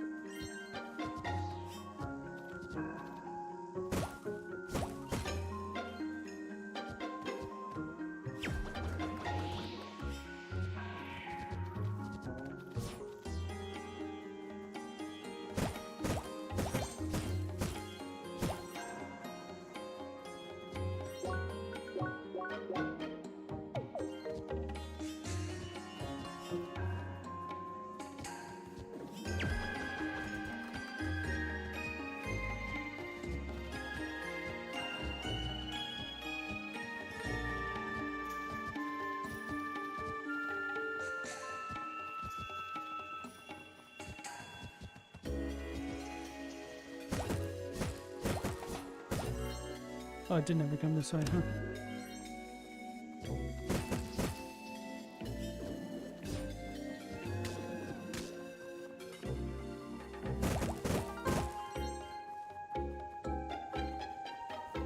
So are we good in this area now? One can hope. Oops.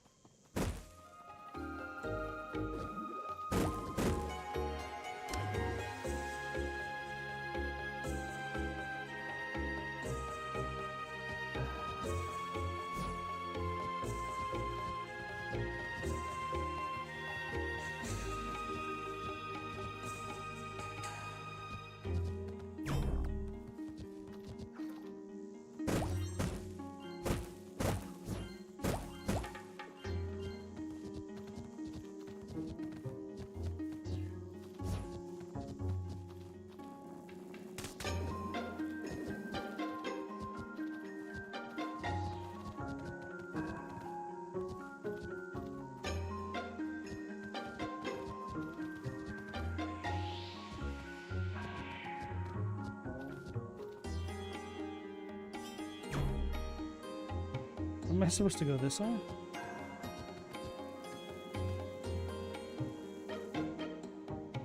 Right, okay. The whole reason I came here in the first place.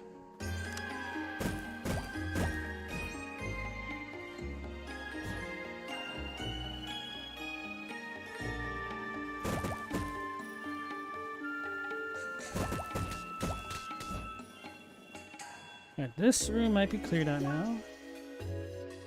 So we have the lookout and then the Peridot approach, I hope.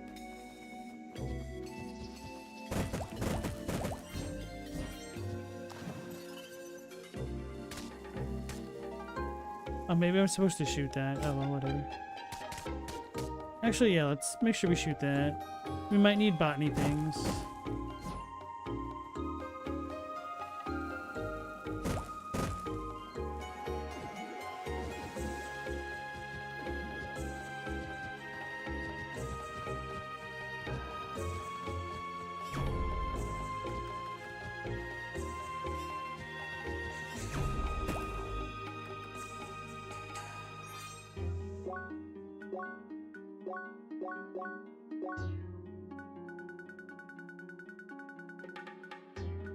Omega Vivid Puff Plant, so they've got the red things on the bottom. Damn! I still have so many of those to go. I just must not be visually tracking that they're different.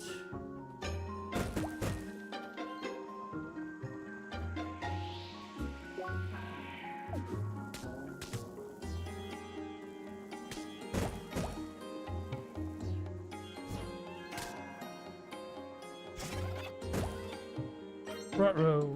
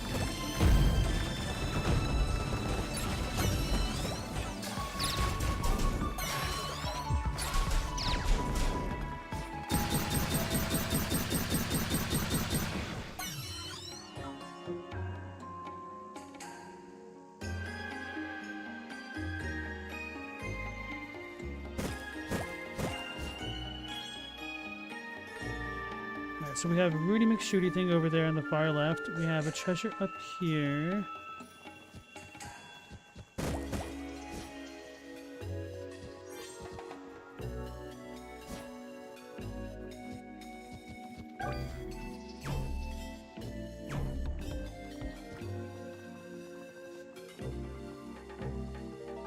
I don't know if that's what I'm supposed to do, but that's what I'm going to do.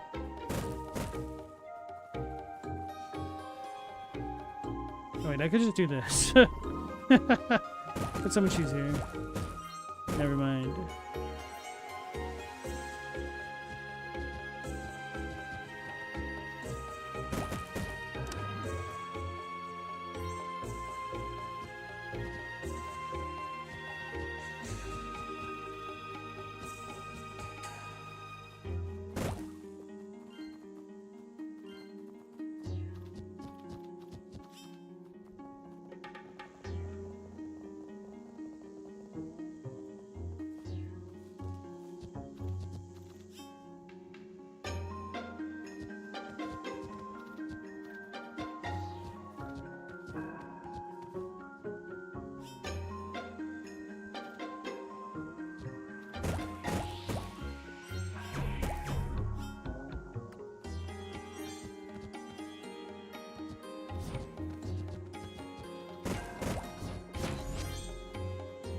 I think I was here before. Right, we did that. And then we couldn't get across, right? Gotta come back this way.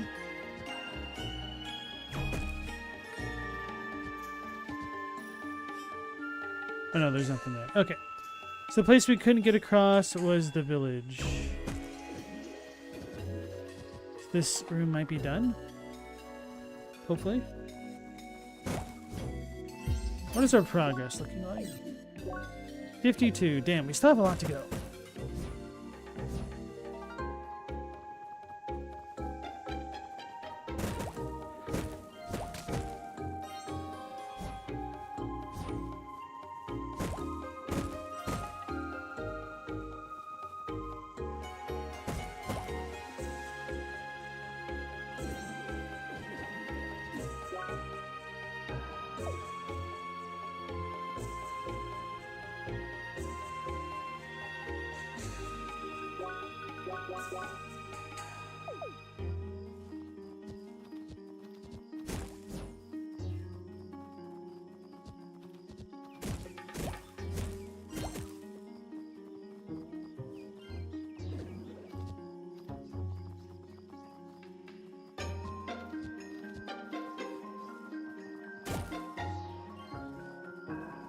See, it's my fault for wanting to collect everything.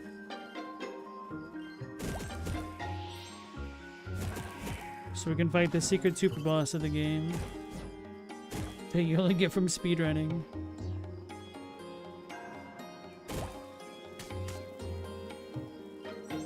Which is all a joke, I have no idea.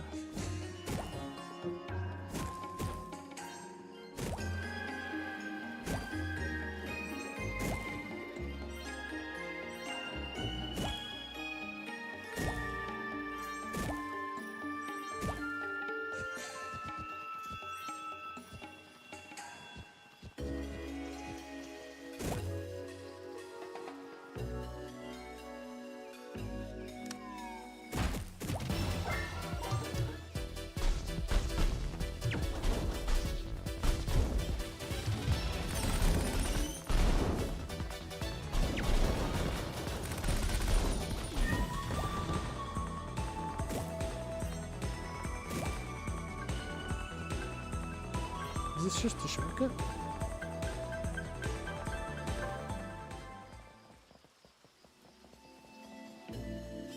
Shortcut to get over there, I guess.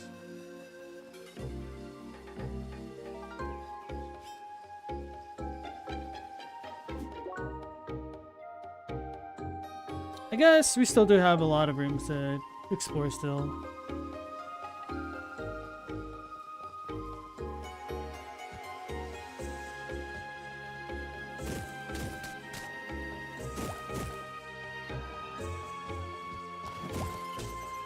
Okay, so shoot to get over there.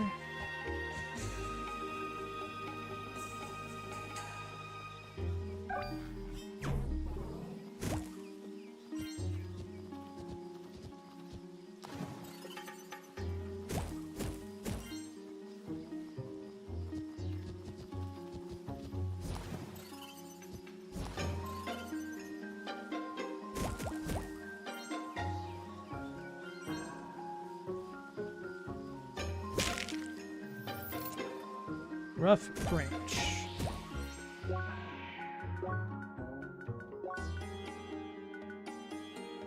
It's another one. For some reason, I thought the first one that we picked up was just a branch, and that this being a rough branch meant it was better. I was wrong.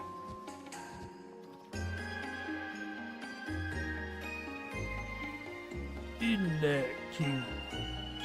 But it's round. Alright, can we hop down that tree? No.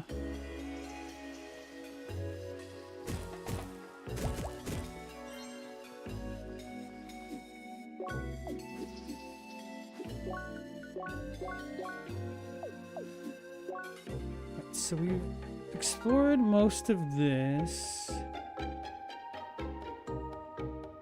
Let's go to the chief's den.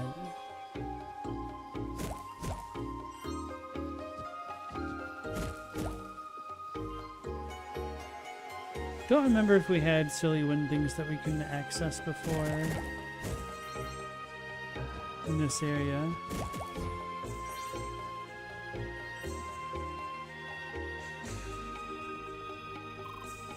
Human! Thank you again for bringing peace to our village. Meanwhile, everybody's pissed off.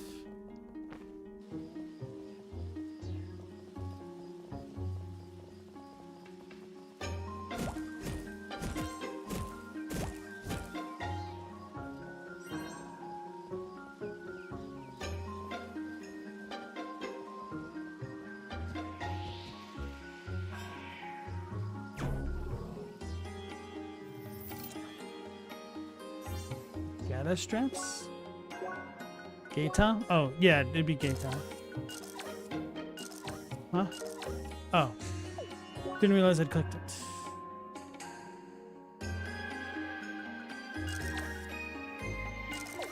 Is it a head?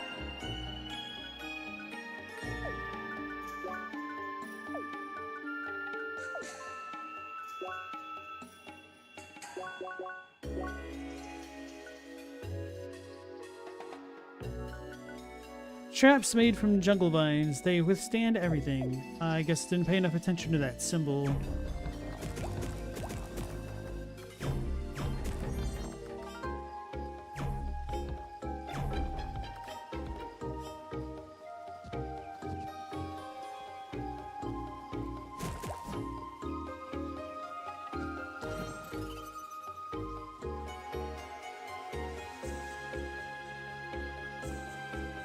So I know there was one treasure at the very bottom right.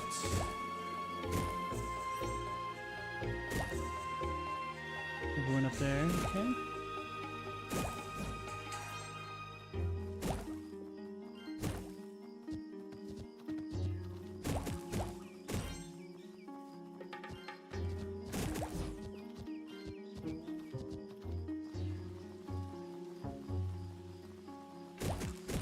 Oh, we did it! Here we go, another one. Whoops.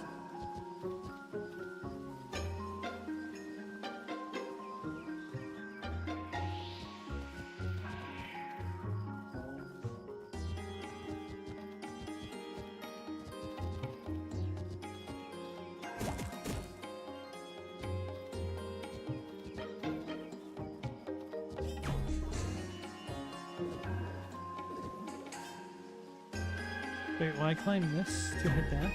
Oh, it's that high.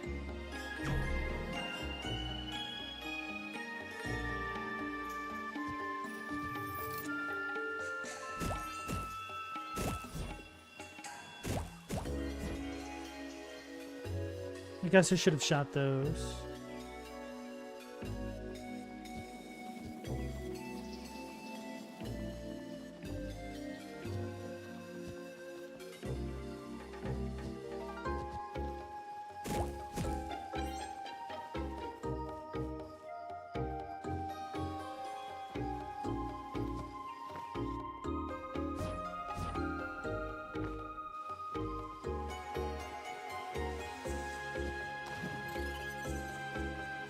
Can I get out this way? No, I have to go around.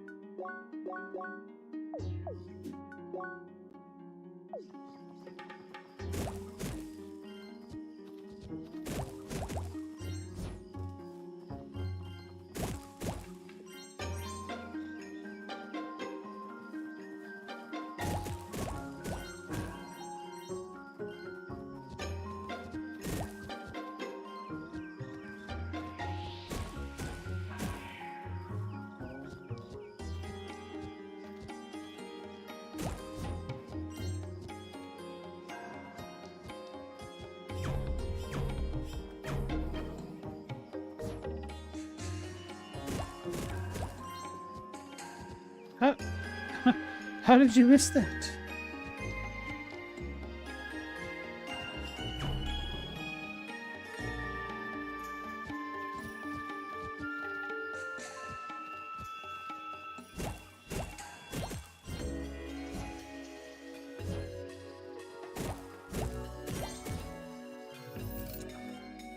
Elderwood.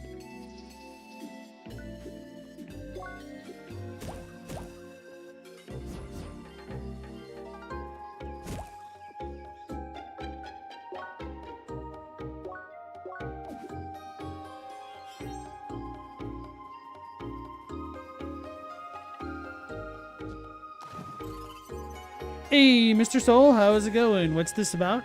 Crosscode, did you ever play or hear of like the dot hack games? Or Sword Art Online? Basically, this is a virtual MMO that our main character finds themselves in for one reason or another. They're trying to figure out essentially how to get out of it and to progress their own progress in this game and get powers along the way and stuff. So right now I'm doing a bunch of backtracking because we got more abilities. So I'm just trying to collect all the collectibles that I couldn't get before. But how's it going for you?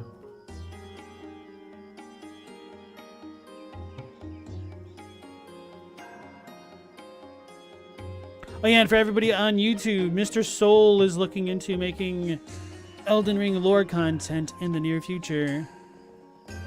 So that means you all have to peer pressure him into going through with it. Love the art of this game? Yeah, it's really good. The music is also really good too. Whoops. Okay, I think those are all the collectibles here.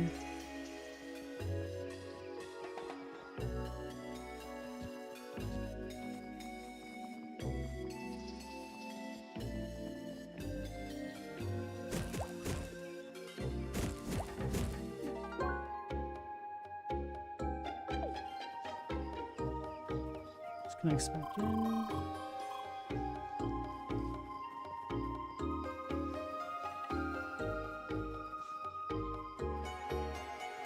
Are you a big fan of old school JRPGs and stuff? Because if you like Secret of Mana, this game is very similar to that in terms of combat and game feel.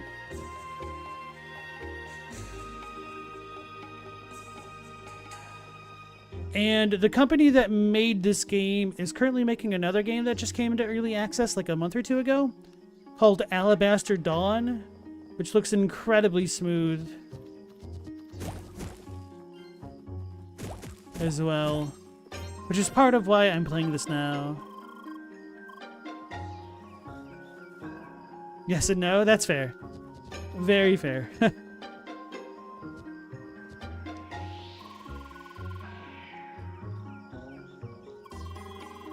Oh, we're back in the village of bird people. I like this place. Also that they're now more friendly with you after you helped them. You seeker who helped the village? Great, thanks, but still not trust humans fully.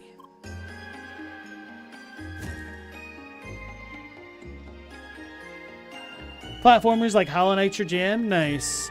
I'm assuming you've played Silksong then, of course, yeah? Silksong's fantastic. But yeah, I also play a lot of Metroidvanias. To be fair, it is very hard for them to live up to the likes of Hollow Knight and Silksong especially. But there's still a bunch of bangers out there. You haven't beaten it yet, but it's amazing. Which one, Hollow Knight or Silksong?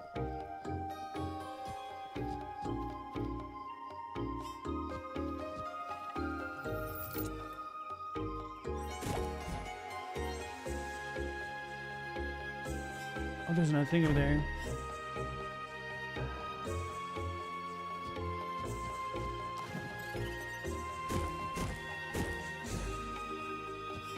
Maybe I'm supposed to shoot from down there. Who knows? Silksong, I see. How far are you? Any idea? Wait, how do I even get there? Just hop up there? Oh. Damn, I could have had that. No, I couldn't because I didn't have the power up.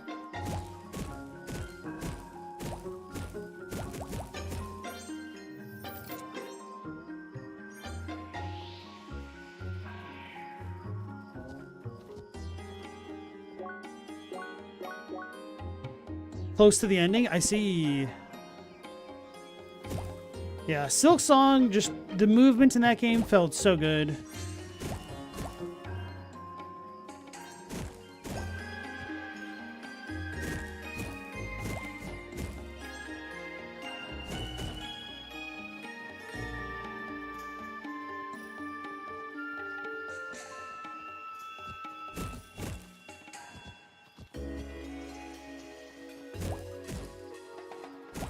Although it's not really like Silksong and stuff, I like to play a lot of old school platformers like Mega Man X. And there's a game that's on sale that's been on my wish list for a while that I might pick up called Berserk Boy. It's kind of like Gravity Circuit, it looks like. Or any of the Gunvolt games, maybe. I'd end up picking that up.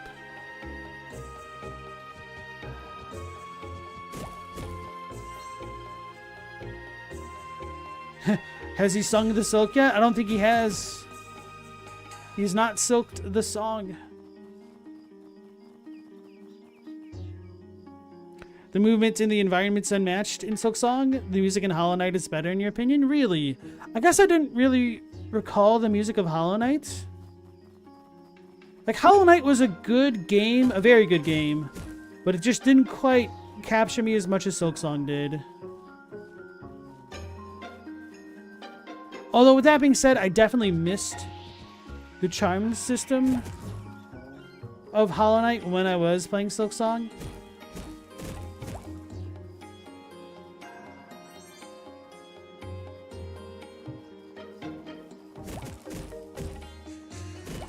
We could turn our things into this nerd again.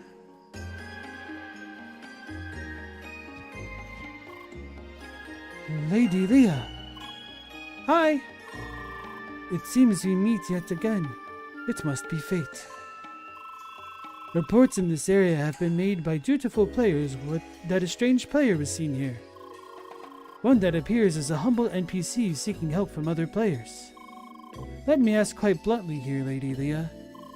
Did you accept a quest from an NPC by the name of... Let me see here. Henry? Well, this is quite unsettling. You are the third person to report so. I fear we have a person with malicious intent here. Fear not, Lady Leah. I do not believe you are involved in such shady business. I must, however, follow procedure and file a report against this player. Even if it is highly probable that Henry is just a cover name. For now, I will manually complete the quest that has been given to you. I am following a lead that will take me all the way to Sapphire Ridge. May we meet again under more pleasant circumstances next time, Lady Leah. Goodbye. Bye.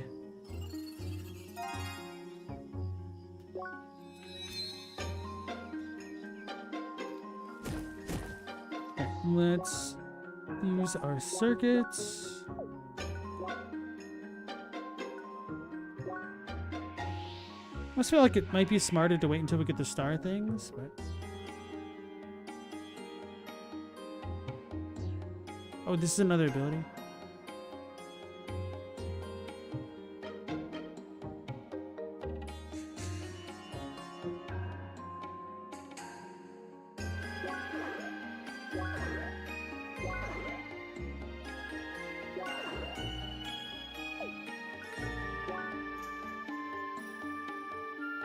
Did I get all the sword thingies or no?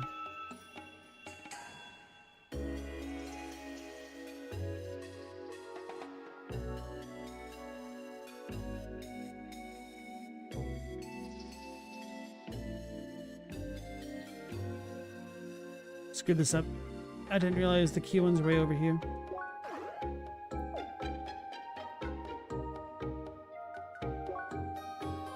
Hey Chadwick, welcome back. You're playing Pokemon? Nice. How is your team looking so far?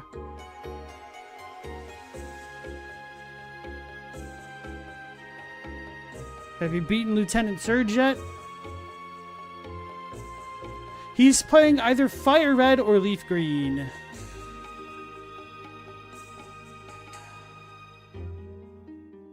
He has a fated duel against one of his friends, allegedly.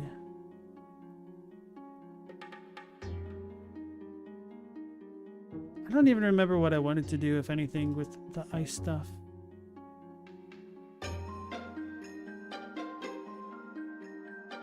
Oh, this. Damn it, I should have gotten that way longer ago.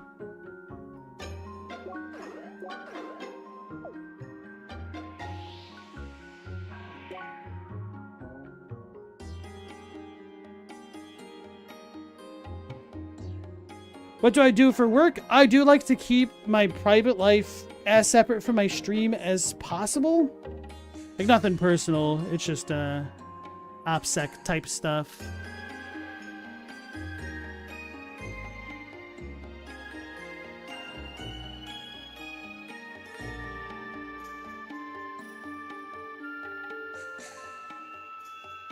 Where do we go?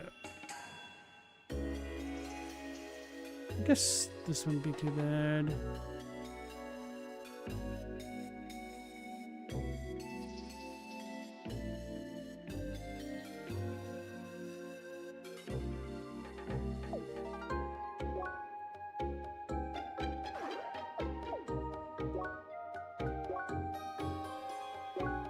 It is nice that you can swap these things on the fly here.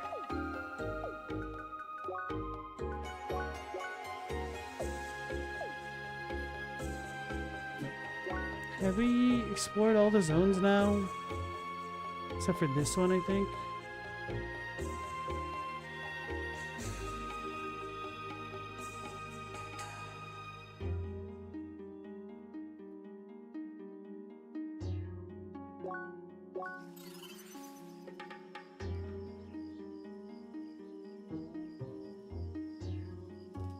Chadwick, it's all a bunch of junk. You just beat Brock. You're walking through Mount Moon. You missed another fight with the rival kid? You know what? Can you glitch Fire Red and Leaf Green to get you with the Sandshoe glitch? Is that even still a thing? I'm assuming not. Definitely not.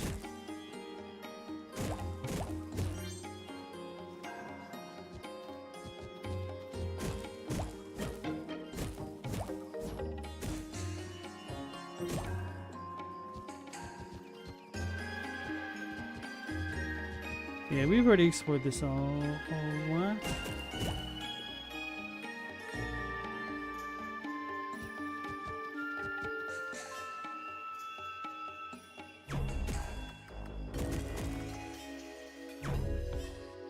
So, Mr. Lost, if you're still here, how goes the progress on your Crucible Knight stuff?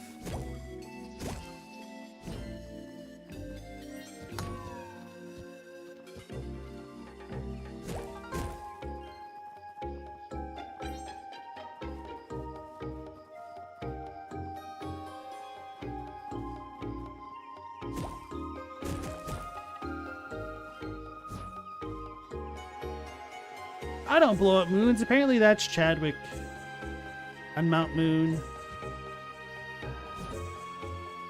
Alright, so we turned that thing in. Should probably double check the Peridot approach. Also, I think I should double check this place out more. And then the Basin Keep entrance.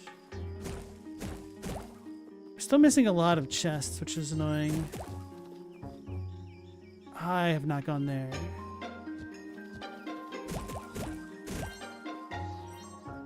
Isn't there an easy way to get back up here? Didn't I unlock something? What did I say? How goes your Crucible Knight progress? The thing that you've been working on.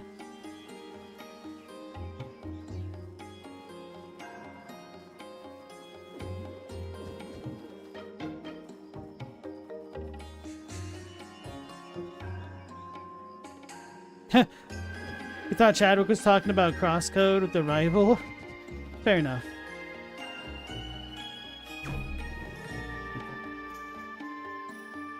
It's going like a 2 out of 10 right now. Yeah, a lot of people don't realize how much work has to go into making YouTube content like that. Wait, how did I get up? I guess I already did go there. Okay. A lot of people don't realize just how much work actually goes into making long-form video essay type content on YouTube.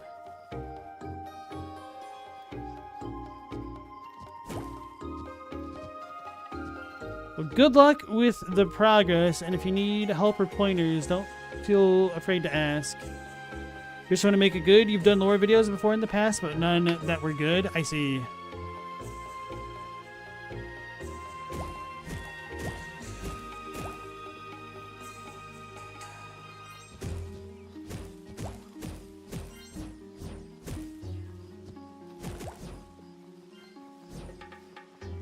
Another thing is you can also feel more than welcome to post things on the Discord. They've got a lot of people who are very active and like to participate about lore discussions, which can be a little bit daunting at times, so you don't have to feel pressured to talk there at all or anything like that. But if you ever need more input, is what I'm trying to get at, it's a very good resource for that.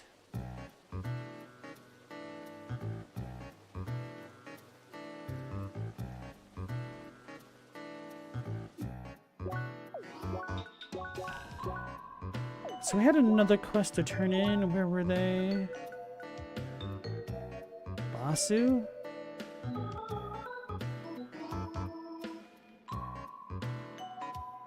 Were these the hippies? I don't even remember. No, because the hippies had a guy. Is it here? Yeah, no problem. No, wait, do what?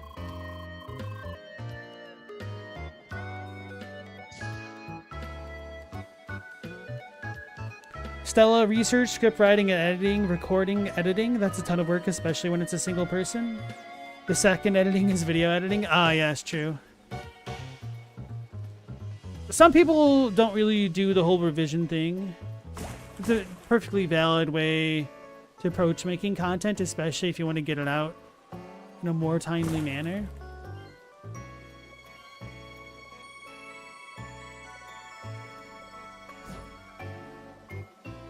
But yeah, I hate doing the whole voice recording part of the work the most.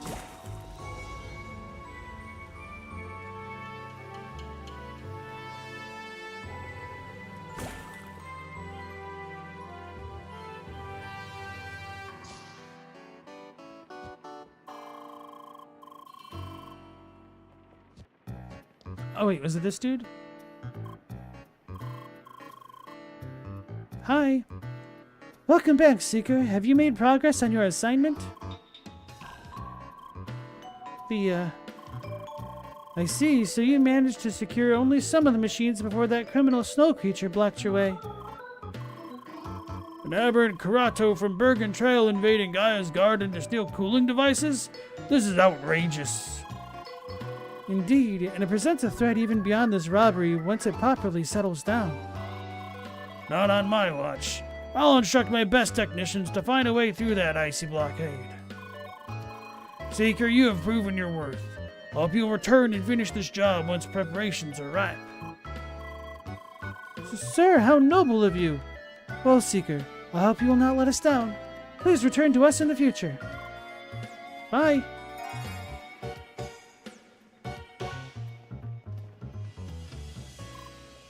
Hi. Ah, Seeker, good news. Preparations to subdue that dangerous Karuto have finally been finished. Yes, our engineers have redoubled their efforts and created an oven that will easily melt through even the coldest ice. I ordered one of my subordinates to deliver it to the cave. Meanwhile, the target has not left the cave, so you should be able to corner and defeat it. So, do you want to take this on now? Sure. Climate cowl? Excellent. Mr. Frigo will explain everything you need to know. Well, I will leave the details to my subordinates on site. They're waiting for you in front of that icy wall. They will give you a short introduction to our specialized heating device and how to break through the ice. Good, then you should be on your way. The cave is still an old timber in the Eastern Gaia's garden, in case you forgot. Good luck, and please get rid of that scoundrel once and for all. Yes, and retrieve my precious machines. Bye.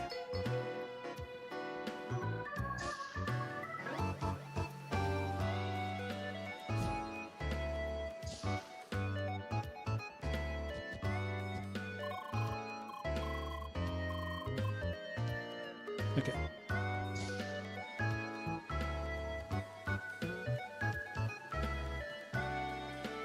Can't believe they got ray tracing in this game.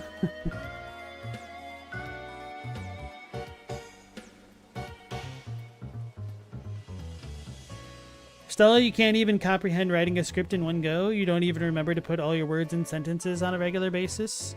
What I mean by that is some people will just talk into the camera and then just do video editing after the fact to make it more coherent.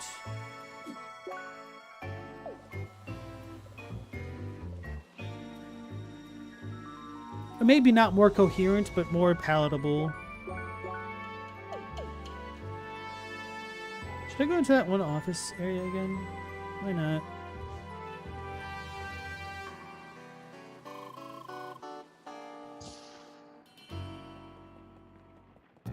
There's a bloodbath here.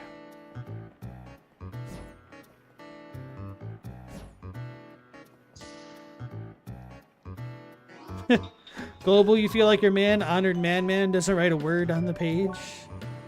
I feel like Honored Madman might actually have some structures of notes, but yeah, he certainly does not record each line individually and script it that way for sure.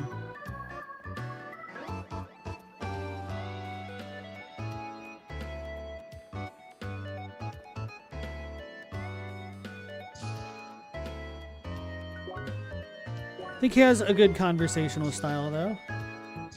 Doesn't work for everybody. Yeah, it's like writing some bullet points and giving a presentation. I've done that for some things.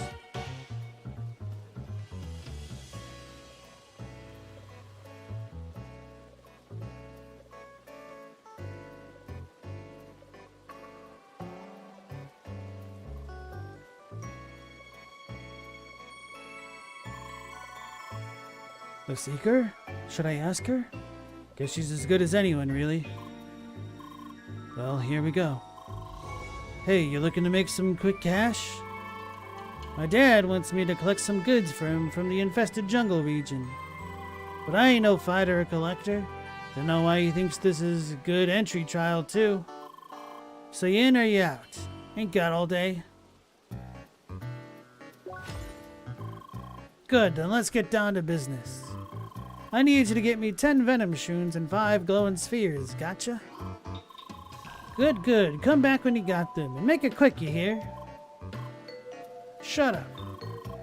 What's you finally got my goods? Well, about time, I might say, woman. Alright, that's all I need. Here's your cash. Nice knowing you, I guess. What a jerk.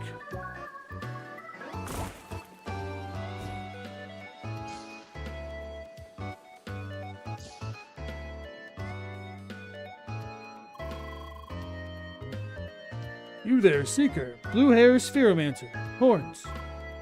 Hi? The boss tells us of a woman we are to look out for. You fit the description. You recently helped a certain Mick, right? You shouldn't use that term anymore. It's outdated. Good. In that case, I must ask you to go down the stairs and meet the boss. A no is not acceptable, I'm afraid. There's nothing you have to worry about. Please come with me.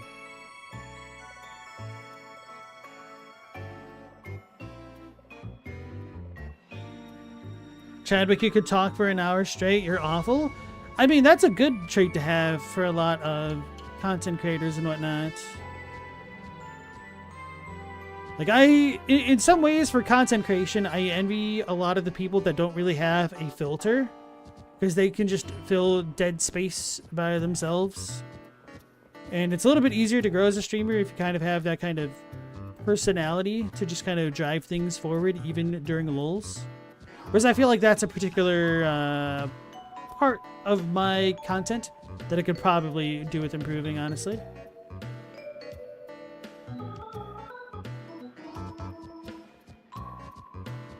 But then again, I also don't think every little bit of dead space needs to be filled with just noise, so a bit of a give and take. But by that point, I guess the lack of an increase in numbers over time probably tells another tale. Who knows? Chadwick, you can fill the space. Stella, you can't do off the cuff unless you want tangents. You admire people being able to stay on track. How did I get so good with making lore content? I mean, a lot of it becomes with experience, writing things, being a bit of a perfectionist and paying attention to detail. And my approach has always been very academic, and within academics, you just, at least with the humanities, certain approaches are drilled into students and it becomes a little bit second nature what people rely on. And I think it translates to video essays pretty damn well.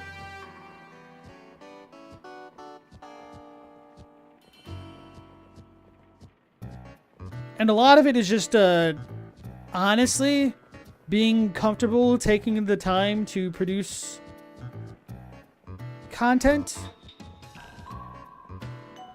Because one thing that I can say is with making a bunch of content, a video that I've produced has never gotten worse by taking time to think things out and organize and reorganize things to be in a state that I like. Which isn't to say that there's not still a lot of things that I change in a lot of videos, or that I'm completely happy with everything, because there's also the whole adage about, how's it go?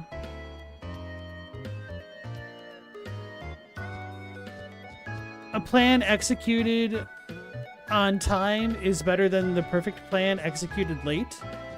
So sometimes there's only so much editing and work you can stomach at a time, and you just need to get it all out there and release the trigger or pull the trigger on it. So if you have more pointed questions, I could give you more pointed answers for sure. Hey, Mr. Soul, welcome onto the YouTube scene.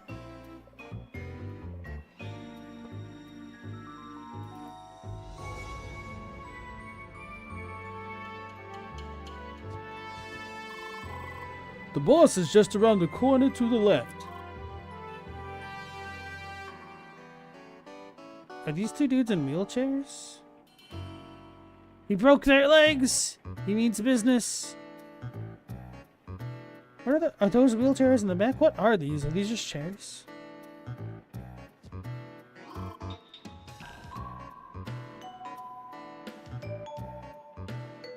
Trying to get into character for this guy. I'm trying to think of a good voice to do for him that doesn't sound completely like a caricature.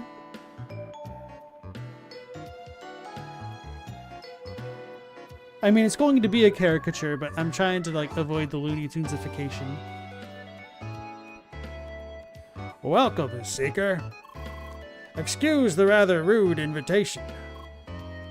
Hi. I assure you there's nothing for you to be afraid of. In fact, I invited you here to thank you. My men tell me you helped my boy here, gathering precious resources from the perilous infested parts of the jungle. A great feat, I might say, even when he was to gather them himself. Oh, come on, Dad, I did it all by myself, I swear. Shut it, boy.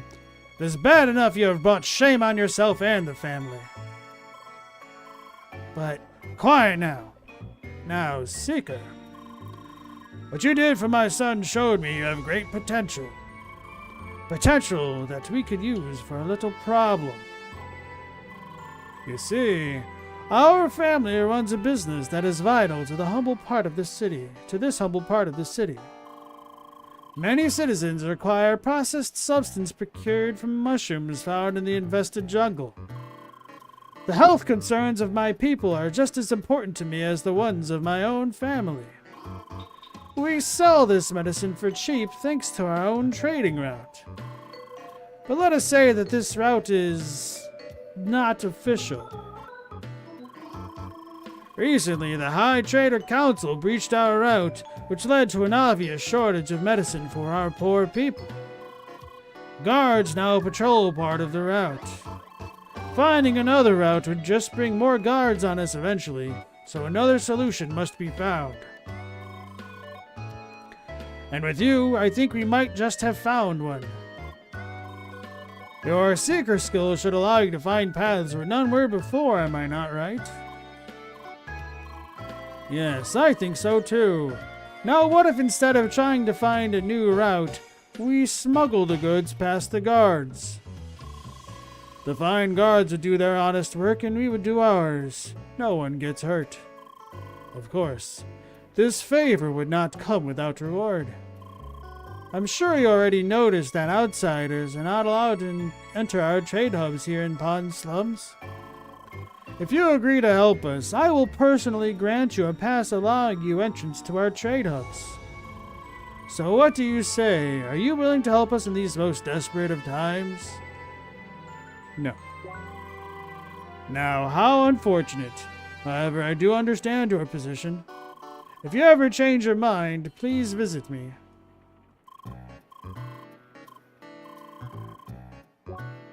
Pond Slums Pass? Okay. Yeah, this dude is straight up smuggling drugs, probably not of the medicinal variety. No entry for you, Seeker.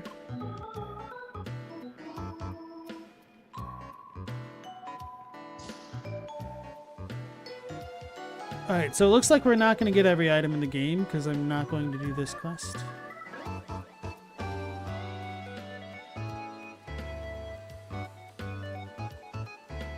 Shout out to him. Yeah, that was a really good voice. I was trying to do something more akin to the pseudo-transatlantic accent that you'd hear in... What's that movie called? The fake movie in Home Alone?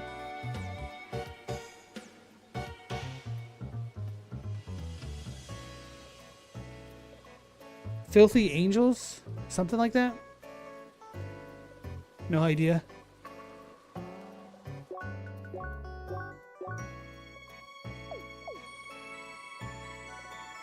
I could talk to that guy. Never gonna get that.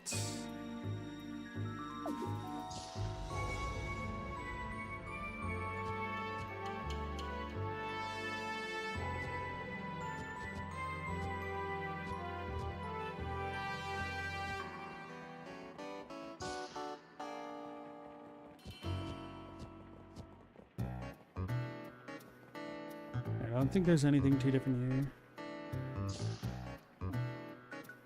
Service business.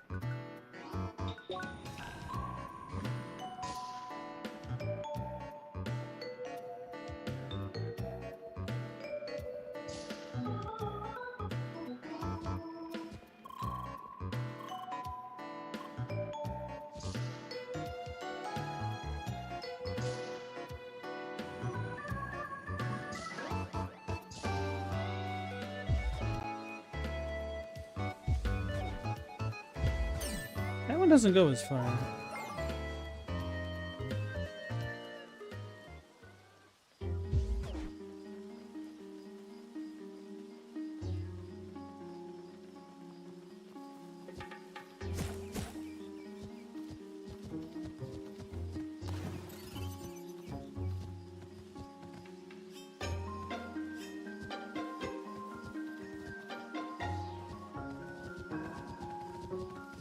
Maybe it's called Angels with Filthy Souls?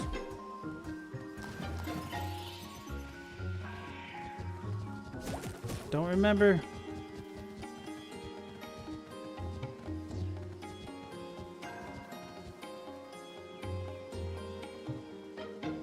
I'm gonna give you to the count of 10.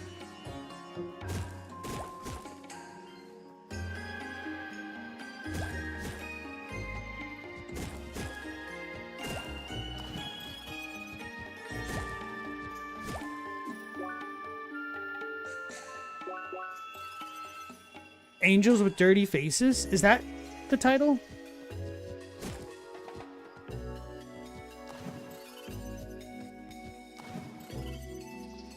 Could be right for all I remember.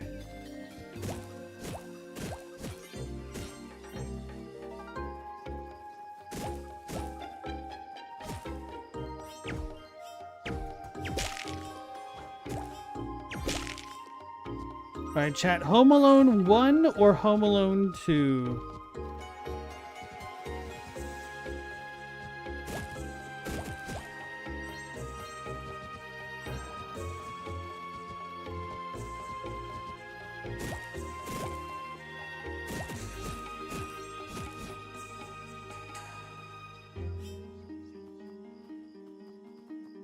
One for sure.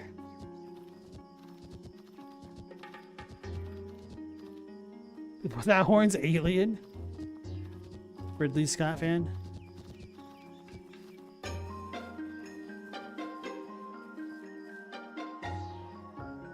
Meow, that's the title of something. You weren't paying attention to the earlier convo. I was trying to remember the name of the fake movies that were in Home Alone.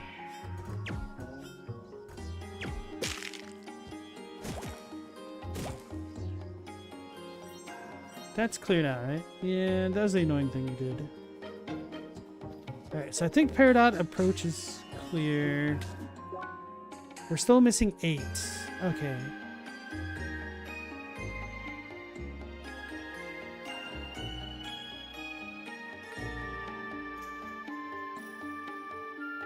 So we might have more treasures in the caves.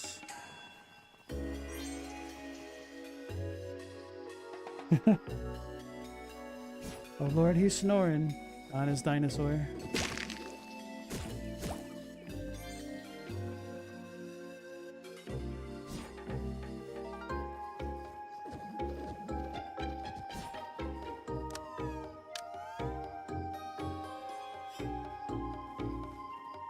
That's a real movie, you're pretty sure? It's not. They made it for the movie. Probably not Angels in the Outfield then.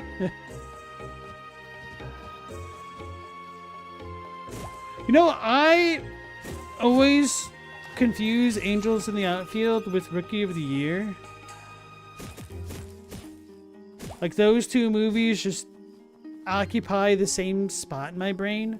I know Angels in the Outfield actually has literal fake angels. And Rookie of the Year is the one with the kid who breaks his arm.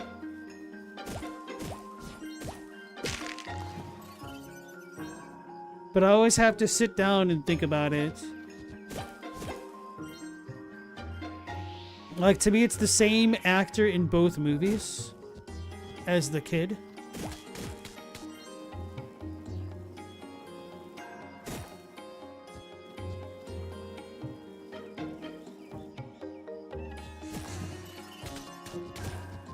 It is Angels with Filthy Souls. Okay, thank you.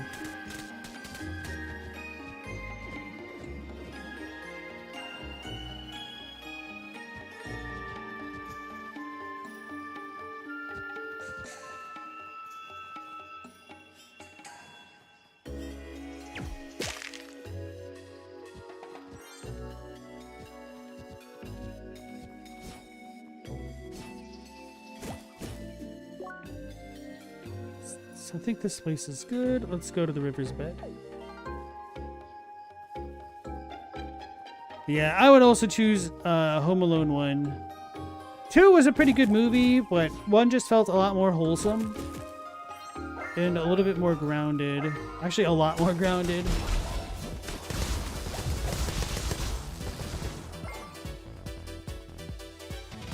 And felt more relatable as a result.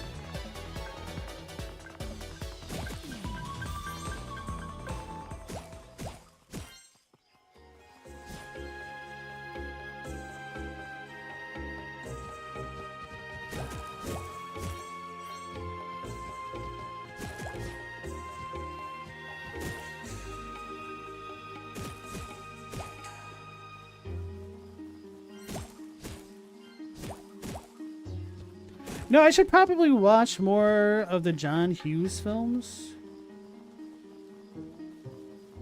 Because I'm sure I've seen Mr. Mom and a couple of his other ones. But they don't really set movies in Chicago so much anymore. And pretty much he was one of the only ones doing it.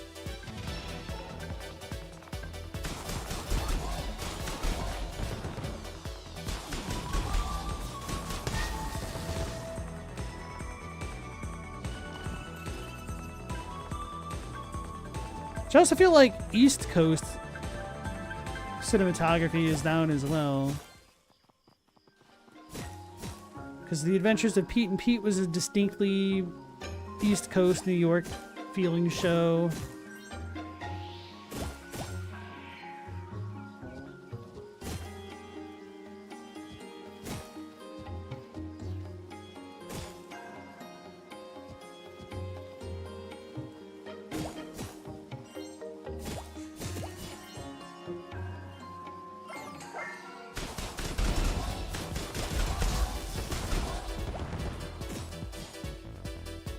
Blues Brothers is the best Chicago movie? Is it better than Chicago?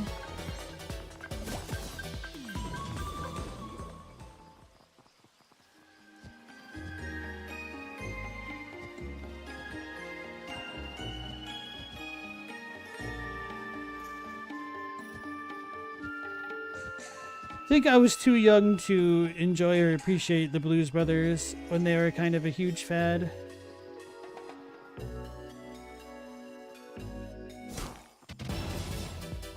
Fight that guy.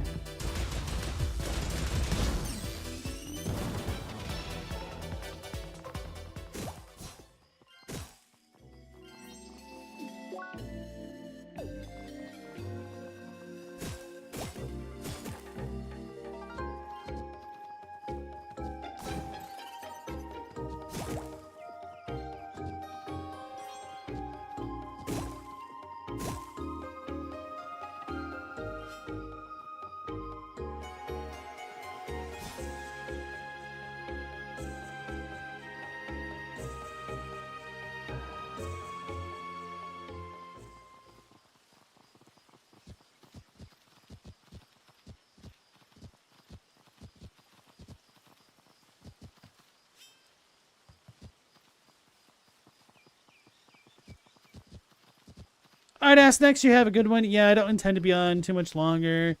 Just trying to clear a few more zones while it's still on the brain.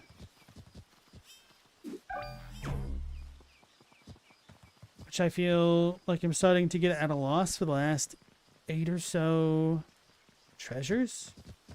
Which feels like way too many.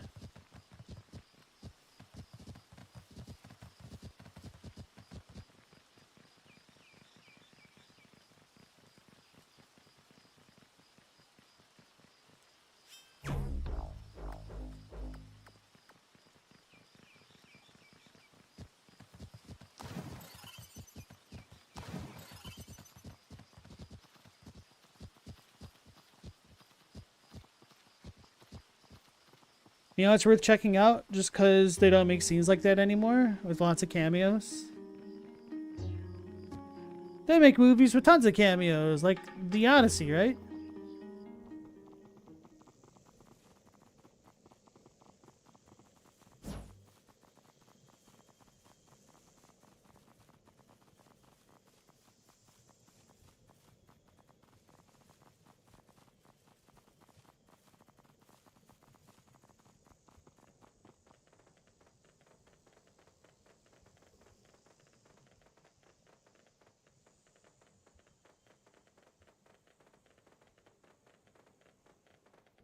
Oh yeah, did we finish this quest up yet?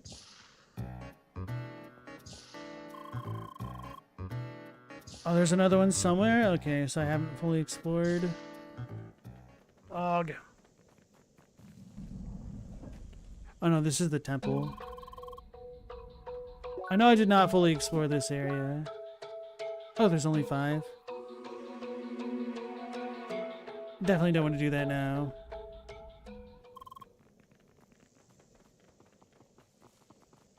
I don't even think I'm going to do that tomorrow.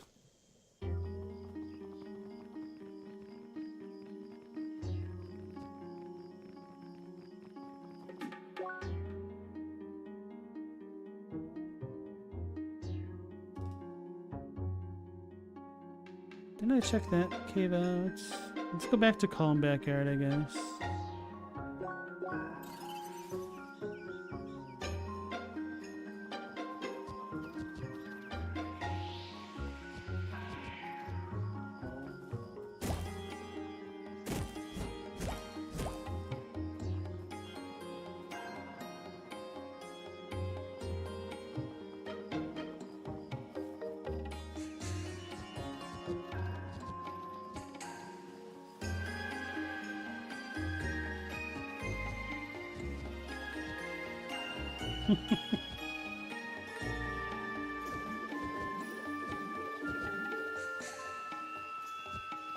Just laughing at him snoring again. How do I get back up? It's getting late enough that we're just kind of...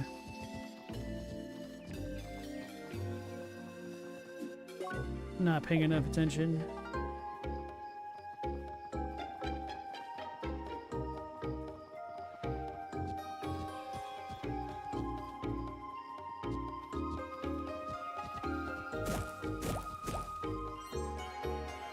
Wait. I'm going the wrong way.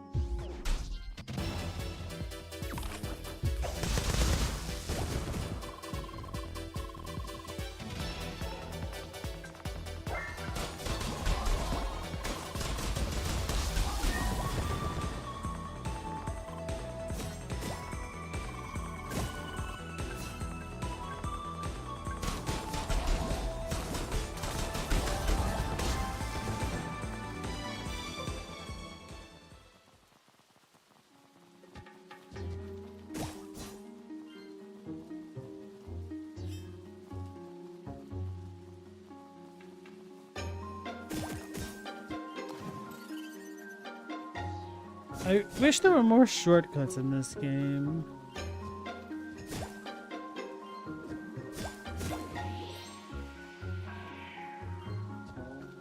Like that.